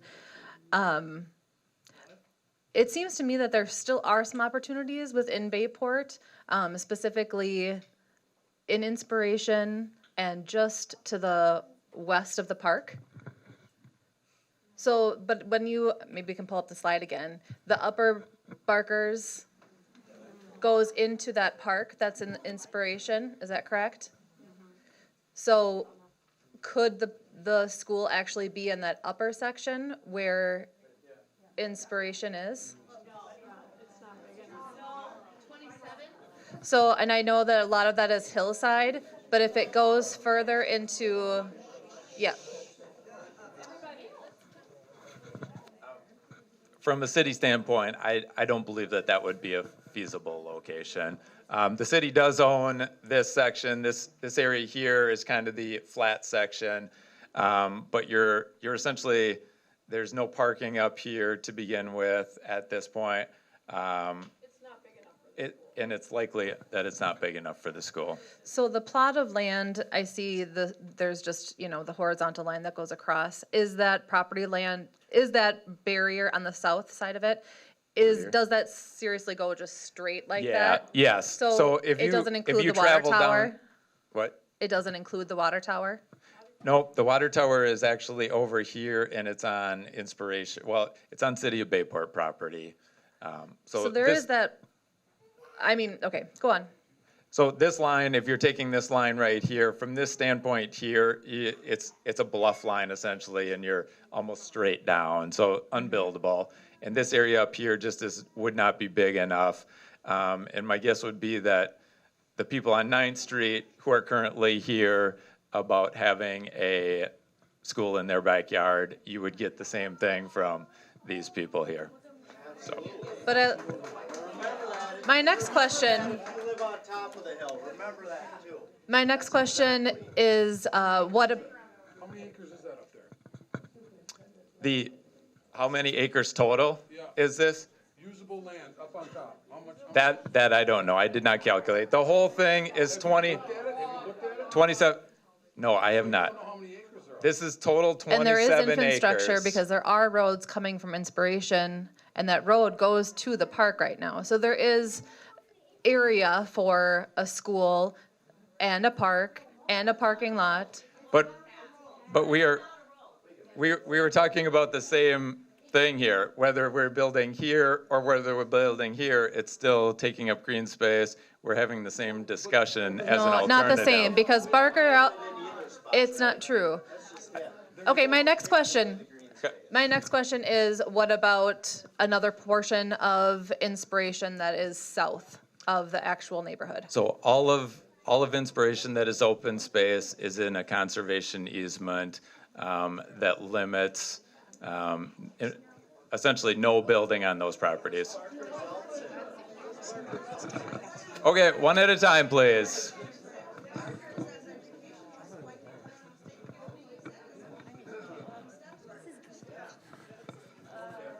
But it's a conservation easement. It's in perpetual conservation. Can you, the microphone's back there, so if you want to talk, raise your hand, please. All right, Micah Schrader, 545 7th Street North. I have a couple of separate questions. One, it seems to me a few years back when the Inspiration development was being planned, there was a lot of discussion at that point. The viability of this, the viability of that. How would this affect this? How would this affect that? Why was there no discussion about how this would affect the school back then? Or was there, or why was there not a viability, a plan put in place at that point?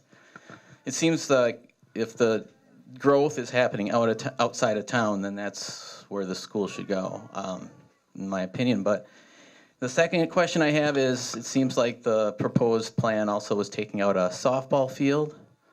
And I heard somebody say we should use Lakeside Park more often. It's got a field. In the spring when you play softball, that field's underwater. So is there a plan to be able to use that field? It can't be used for softball and baseball right now. It just can't. So if I'd like to see that be used more often, and maybe a plan for that field, whether or not the school goes wherever. So.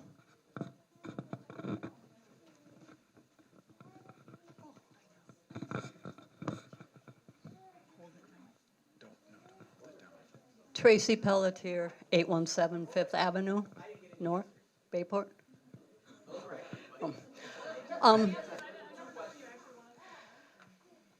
So, Micah, as far as the field use, it is difficult to use that in the spring, especially if the river's coming up.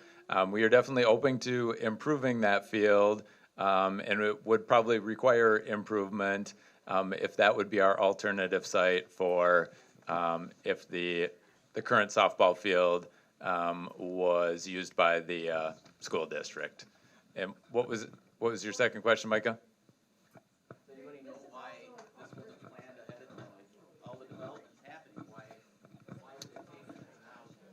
Yeah, so Inspiration Development was in 2008. I'm not sure anybody here was on that city council.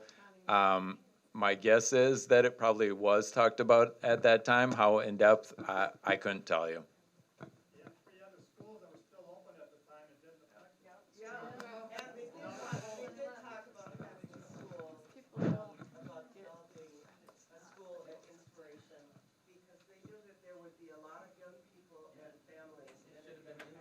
A lot of them go to St. Croix Prep, to be honest. They don't go to our school. Changes in the developers and other types of things that went on at Inspiration. Okay, next question. Tracy Pelletier, 817 Fifth Avenue. From my understanding, Bayport is landlocked. So it's the school district who's coming to us. So we as a community cannot grow anymore. So if most of the population growth is outside of Bayport, like Baytown Township or Oak Park or wherever, doesn't it make much more sense for a school to go in those locations and then just keep Andersen Elementary for local Bayport students, which it was developed for? I would love that. I fought for weeks, months, to just keep our school, and it's not going to happen, and it's an equity issue to the school district. Like they said, schools aren't designed like that anymore. The size of our school is smaller, which we love, and that's what's great about it, but it's also what makes it different and what makes it difficult for them to staff it. There's a lot of issues around it that I wish we could solve by just saying keep our school open.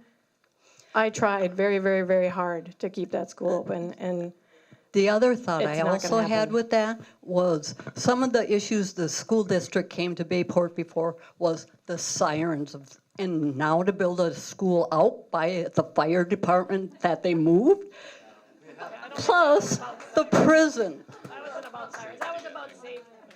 Sorry, that wasn't about sirens, that was about safety, and that was way closer to the school. We all know it was literally right across proximity. Number of feet from the door to the door is way different than it is in the new location or this proposed location. So I get it, but it's not exactly the same. Okay, Denise Price, 2nd Avenue North. Okay, so we have our Easter egg hunt in that park. Every single day I drive by in the summer, there's cars lined up and down that road because they're at ball, they're at soccer, they're at lacrosse, they're whatever. It's all gonna be gone. Like, I can't believe that you guys want to just say, okay, we're not gonna have those fields open for the kids, and only a little bit, only sometimes part of the year they can play there. Oh, they can play in the evenings like they do. Oh, okay. Okay. Anyways. I'm sorry, but BAA and St. Croix Prep are using those fields in the evenings. That's when they're using them. There's 2 fields there. Yeah, there is. Right, there's 2 fields, and we're gonna currently lose one. My son is currently playing T-ball for Andersen Elementary, and he loves it, right? Mary, I'm sorry, but I know you've had a chance to speak, and we want to just be fair. I just have 3 people, then I'll come back to you.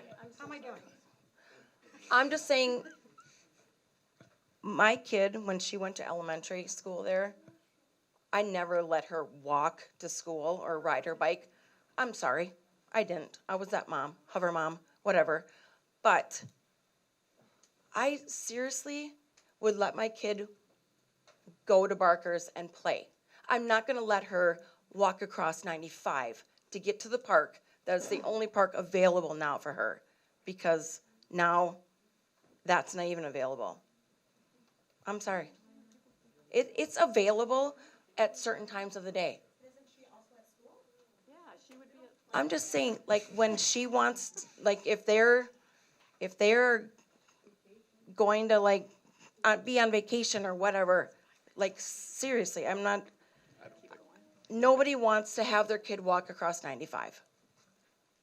And it's dangerous, and it's sad, and I hate it. I hate it. Okay, next, Mary. Mary.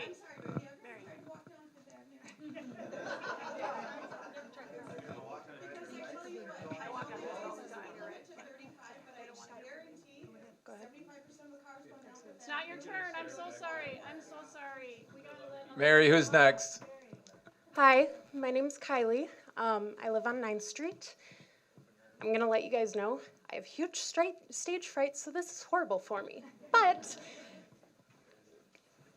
we live right next to Barker's Alps. This is a huge loss for our community. I went to Andersen. I'm an Andersen alumni.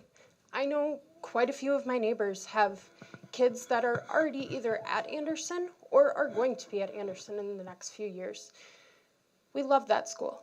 We have made friends with the teachers from years ago. We still talk to those people because we love them. We care about them. It's been a cherished part of our community for years. To lose Barker's and Andersen is going to be horrible, first of all. Second of all, Barker's in general. I'm going back to one of the first comments about the animals and the conservation. We're going to lose so much stuff over there. There's deer, there's bees, coyotes. Why do we want our kids next to coyotes and a prison? That is insane. And we've talked about the swampland over there, and everyone's saying next to the prison and the new fire department, that's all swampland. Not nearly as much as in Barker's Alps. Why do we want our kids over there? What kid is gonna fall into that swamp and get hurt? There's all those coyotes every single year. Every year we have to be careful about our dogs just to make sure they don't get killed by coyotes. So why do we want a school over there when there is so many? Yeah, every few years there's a prisoner that escapes at the end of our street. Why do we want kids near that. That's just several dangerous qualities that don't make sense for a school. I'm sorry. People are already there playing. You guys want the kids to. She's next. Thank you, though. Kids are there playing, but you know what, when this goes missing, you're gonna have to go in full-blown lockdown. And I prefer my kids never have to go in full-blown lockdown. That's a good point. I would prefer that my kids Next, never next, have to. next person gets the tie. It's already getting close to 8, and I don't want to keep you guys here forever, so let's let other people talk. Dale Langlois, Planner's Path. I understand what you guys are saying about development, and, you know, we can see outside of Bayport, we can see that development happening. And I know that's not necessarily your guys' numbers, those numbers, I'm assuming, are coming from the school district. And definitely at a school board meeting, just post-COVID, we were told by, not just a regular person, it was an administrator there, that enrollment in our district was down 2%. So, I'm hearing a lot, things are changing, and,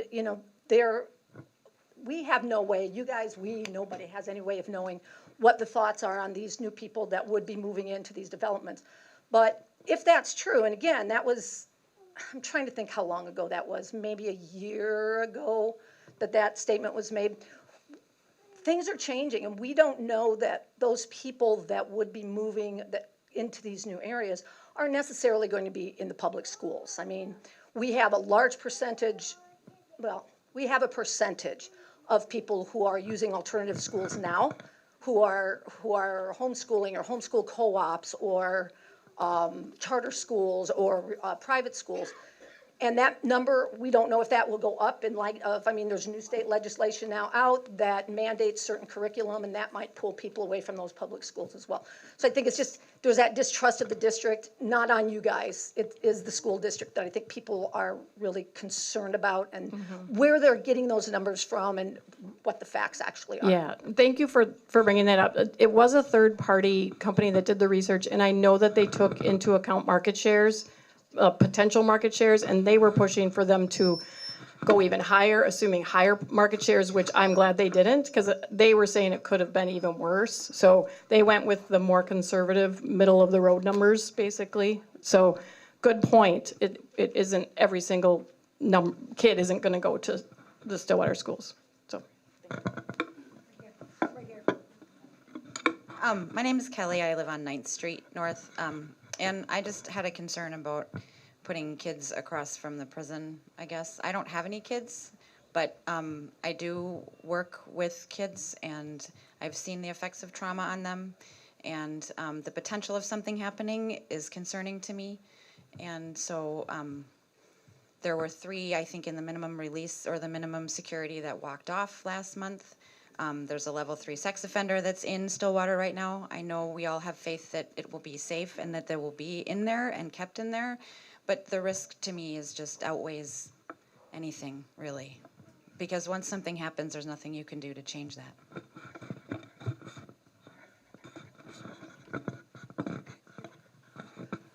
Sally Deline, I live on South 5th Street. One of my questions, because I haven't heard it addressed, is there a plan on traffic control up there? We already know 95 is horrible to get out on. And when we have all these cars lined up for picking up students and that, where are they gonna be? I saw places for buses and maybe a parking lot for teachers and that, but what are we gonna do with traffic out there? Yeah, Sally, just to answer that quick, again, these are just concept plans at this point. I believe the intent from the school district would to contain most of that traffic in a parking area or a drop-off zone for kids who are getting picked up, and not to have it backed up onto Fifth Avenue like it does currently at the Andersen Elementary, so. They did have on that map, you couldn't really see it, but there was a little turnaround for the parents to drive through for drop-off. You couldn't see it because they didn't zoom in on it, but that's part of the plan, is to have a decent place for the parents to drop off, so hopefully that doesn't happen. Point taken.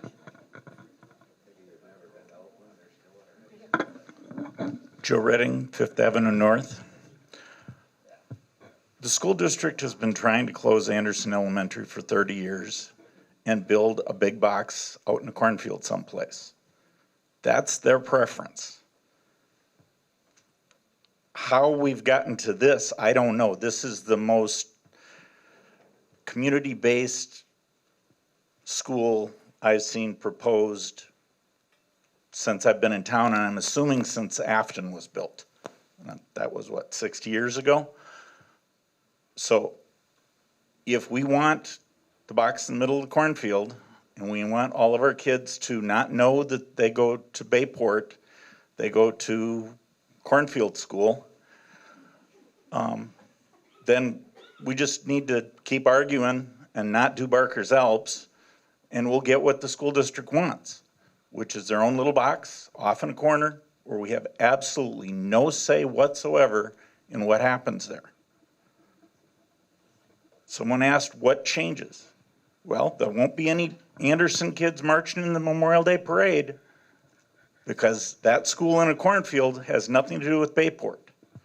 There won't be any kids up on the rostrum doing Flanders Fields because the school district won't have to. There's a lot of other things. We talked about the police, the fire department, all of that goes away if it's a box in a cornfield. Now, I know there's a lot of people in this room who have houses that back on that park, and I feel sorry for you. I'm putting up with some stuff at my own house because, as the police chief told me, things change. And this park doesn't just belong to the people who live next to it. It belongs to the whole community. And I appreciate the efforts that people have gone through to make this proposal halfway decent. I think it looks a lot better in the rough drawing than the one that's been circulating around town. And I think we can continue to be part of the process if it's in Bayport. But once we lose the Bayport school, it's gone. My niece and nephew grew up in Wayzata because they went to the Wayzata school system. They lived in Plymouth. If you want your kids living in the cornfield, then we kill this. School district wins. I want to say something in terms of the community members that participated in this.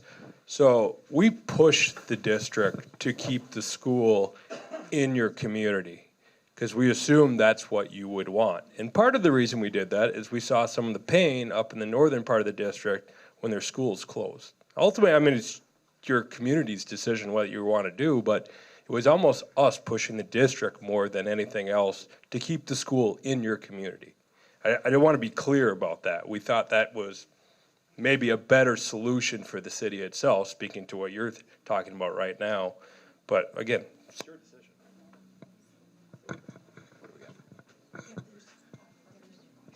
We have a couple of, just a couple more questions. Just a reminder, please write any more questions that you may have or on your comment card. This, you can tell your neighbors, this forum has been recorded, so it will be put on YouTube to view later. What else, Mary? Okay, go. I'm just doing the quick math here. Wait, who are you? Where do you live? I'm sorry. Who are you and where do you live? Bruce Nordquist, Mariner Way, Bayport. There's 47 acres that makes up the park. And what I'm hearing tonight, not ever fully understanding it, is that where the number 27 is, that's an unusable bluff area that we can't do anything with it. And then the clear land to the south of the 27 isn't going to be developed. It isn't accessible, and so there's nothing that's going to occur there. So we're focused on the 20, and we're talking about the 15. Okay, the perfect image. 15 of the 20, and So really what we're saying, because of the remainder that I just described, is that Barker Alp is going to be 4.3 acres, not accessible from a street, and the community is completely blocked off from the traditional access of parking and enjoying it because simple math. I don't see bigger than a 5-acre of Barker's Alps because part of it is bluff area that isn't being developed or programmed, and part of it is the open space next to Inspiration. And I'm just taking the remainder and saying, thanks a lot, city. I think all you're saying is we're eliminating Barker's Alps. It's going to be a school, and we're done. And that how did we lose 47 acres of parkland in the process? Sir, so. How do you feel about the community, though? I totally understand the community, but that takeaway was not what I expected at all. I'm sorry. I thought that people understood that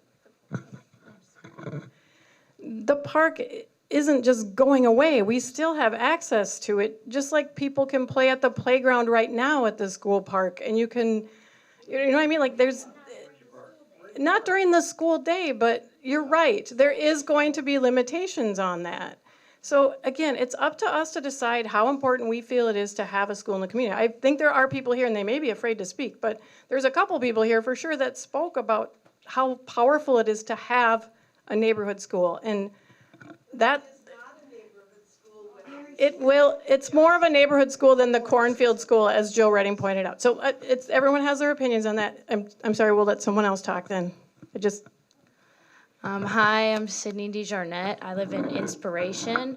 I went to Andersen. I graduated high school from Stillwater 2 years ago. Specifically, like Andersen, I love Andersen, but now I'm going to be a teacher. Like I'm in college to become a teacher, and so I've been touring elementary schools, and you can see how much the kids lose at Andersen because they don't have that space. But then you also, being in Bayport, it's amazing, and that's why I think Barker's is a great place for the newest Andersen to be, because they have the place to explore and all of the outside areas. Plus the rooms and the classrooms will be bigger, and just the extra space inside I think is a great thing. And schools and like kids, if they're trying to play at the park at Barker's, can't play at the park during school hours because they're going to be in school, so they can't use the park anyways. And there's others, like the Andersen playground will now be open then during, like when schools are during open, that will be open for kids to play at that aren't in school.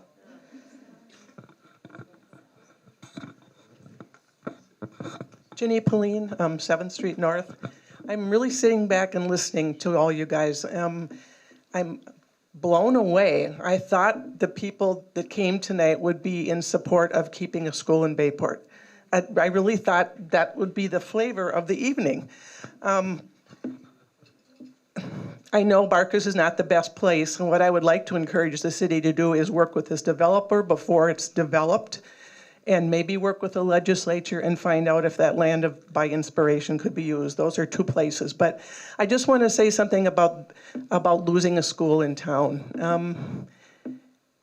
So many towns now are kind of bedroom communities. They are suburbs, and they go to their shopping malls, and they don't have a main street like Bayport has. And I'm just surprised that people are willing to not fight to keep that. You know, I was born and raised in Bayport, and Bayport used to be a company town of Anderson's, and if your parents didn't work at Anderson's, somebody you knew did. Well, that's gone. People in Bayport don't work there anymore, which is fine. It used to be that everybody in town belonged to one of the 3 churches, and that has changed in society, and people aren't members of that so much. Used to be that everybody in Bayport had an uncle or somebody that belonged to the Legion. That doesn't happen so much anymore. So all the things that have tied us together in Bayport are slowly being eroded away. And I think the school is the thing that holds the town together. It provides the opportunity for Girl Scouts and Boy Scouts and you know, I'm a member of BCAL, and I'm only speaking for myself, not for the group, but we have fought so hard to keep this a small town where people want to move and people have a sense of small town community. We try to support the businesses in town and the restaurants in town and the school, and we try to provide all these activities for the kids like the Easter egg hunt and the lighting of the green and all these Mayberry things that make Bayport what it is. And I'm just afraid if we lose our school, the town is going to be totally different than it is now.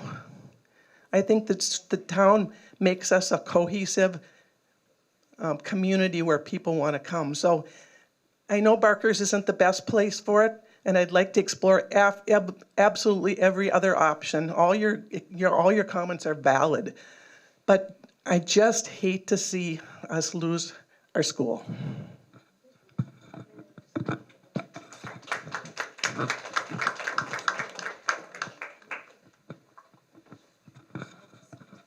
You could solve the whole problem by making Bayport a primary school. Now I'm good? Okay.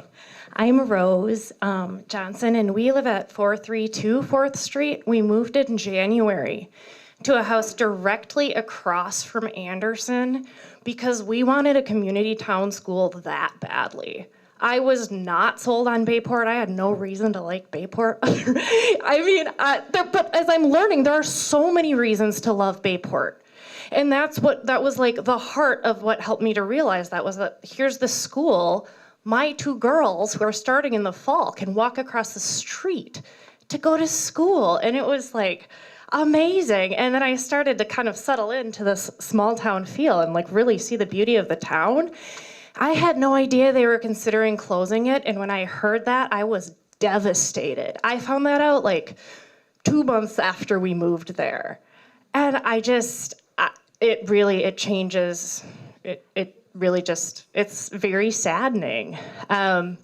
I'm a trauma therapist for kids in a number of schools in White Bear Lake, and St. Paul. And so I've been in a lot of different school settings. And one thing, like working with kids going through hard times, and we all know there's many hard times for a kid to go through in education. And we know that the #1 protective factor for kids is having a sense of community around them. People they can rely on, who they see regularly, and they can talk to regularly and trust. And that's why it was worth it for us to make it happen here in Bayport. And I know that we paid more than we wanted to because of the location. So for people concerned about home values too, that's just an anecdote. But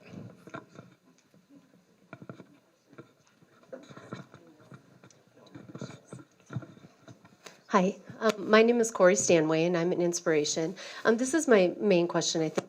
How will the decision be made?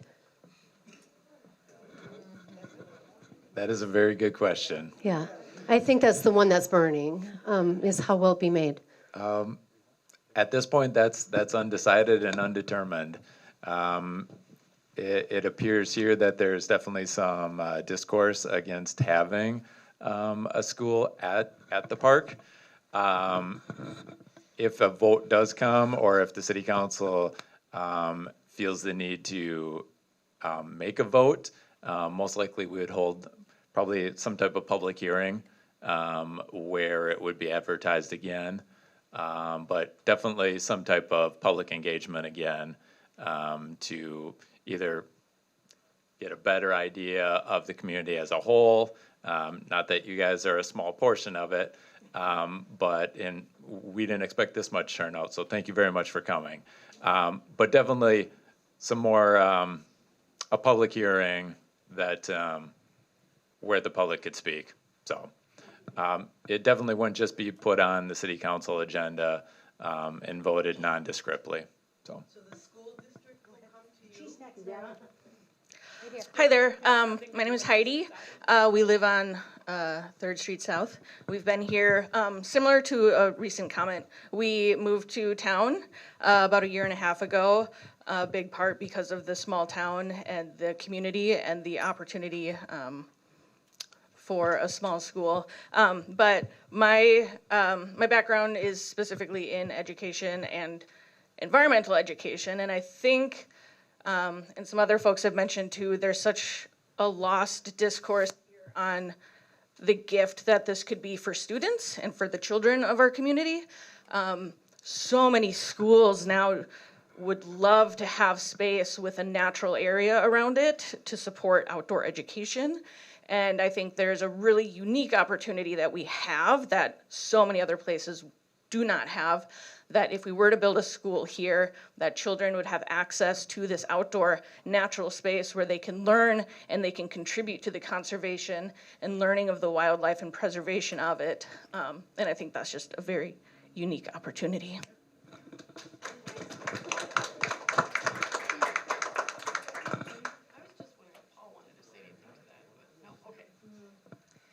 Christina Cook, 5th Street North. We moved here 13 years ago because same thing, school was right across the street from us. And we've grown to love this community and want to stay with it. I understand that everybody wants to keep the park. And it's hard. I think the most thing that I'm upset with is that they're actually closing Andersen Elementary and why the community was not part of that decision. I don't. It's not our, if we don't own the school, I'm sorry. So. I tried, I told you I tried, I've been in tears over this, so. Yeah, and that's our frustration, is that the school board doesn't come to the community because they should come to us too. Well, they did. They already made their decision. There was a community, the facilities design team, they did ask the community about it, and I was on that facilities design team with Graham. I was on the CDC in 2019 as well, and the facts are the facts, and I really, really, really tried to get them to just, can't we just expand? Can't we add to it? We'll vacate 2nd Avenue. I'm like, we can go that way. We have that old fire hall. I tried so hard, and I'm sorry, I'm getting teary-eyed because. And I think that maybe we need to keep as much control if we do the Barker's Alps, at least the land, so it's still ours, and they can't just take it over. I totally agree, and that's why I feel like we do have more control if it is in our town, and we have more control over what's going to happen to the empty building as well if they are in our town. Well, if and they a go to suggestion Baytown, for the empty building, a community center. Wouldn't that be so awesome? the kids have a place to go in the winter. We have so many great ideas. That's the other thing that's really exciting about this opportunity is what we can do with that right in the center of our town. So, thank you. Okay, did everybody speak who had a chance or wanted to? Phil? Phil raised first. We are running a little long on time, so if we can make this quick. I don't want to cut anybody off, so we'll take these two. And as I indicated before, this is obviously depending on what the city council decision is after this, if we are moving towards a vote for this, there will definitely be more public engagement. Okay. Well, the offer still holds. I'll fix the Bayport park with private money. So, inside story. Second, I've trained probably 300,000 people in my career across the globe. I've donated my time to the ADL group, Advanced Distributed Learning, part of the Defense Department, coming up with an educational language. They use it for the military. The hope was that it was going to blow through the school systems in the United States. Large spaces and all that, there is no evidence whatsoever that supports better academics. We rank between 22 and 38 in the world. One of the reasons why we put plants of the 35 million jobs we move offshore is education. That is a serious topic. Hence, that's why I donated a chunk of my time for 23 years on this topic. So, Jane over there knows an awful lot, she left, awful lot about academics. I actually talked to her about academics. And having this school be smaller, but a K through 12 or 4 was not a bad idea. They're going to argue, and this story has been mapped out across the United States for about 40 years in the consolidation of school districts in the decline of K through 12. Bottom line is the United States educational system rose to the 60s, flattened. The rest of the countries passed us up, and now we're behind. I've been head of my field at 31, and when I go to put a plant somewhere, I check the education. We built Ireland in the 90s because they speak better English than we do, and when you do an engineering change order on the floor for a semiconductor or a medical device, you have to be able to read and do basic math. So if they're trying to con you into suggesting that larger school systems are better for you, there is no evidence that supports that. I just want to share that with you so you can maybe make an argument, because $190 million is going to be spent. 190, right? How much does it cost to bump this district school, this Andersen, by 4 or 5 rooms? Ponder it. Thank you. True. Very true.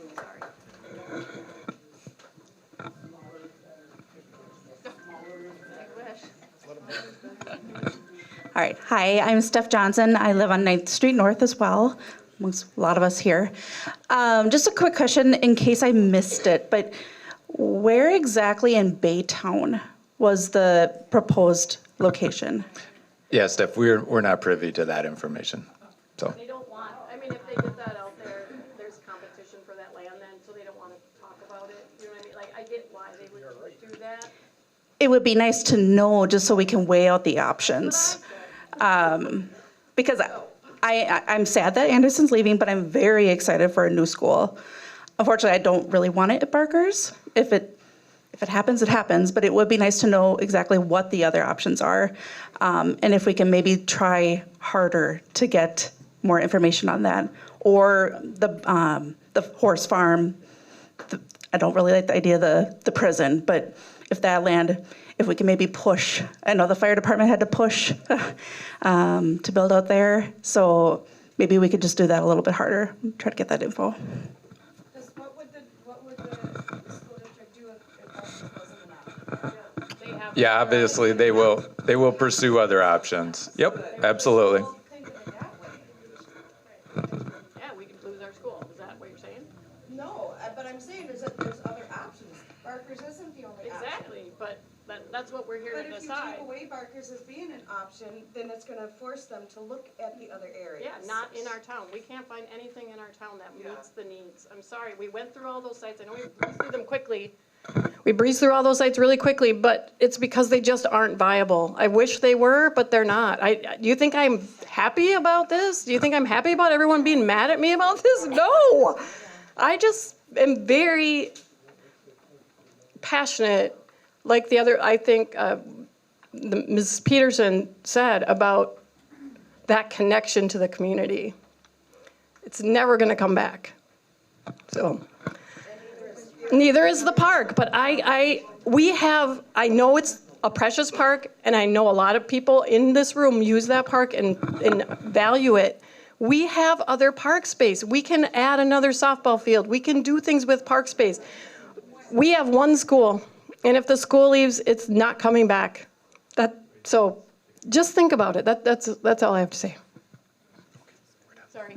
I guess we're gonna be done.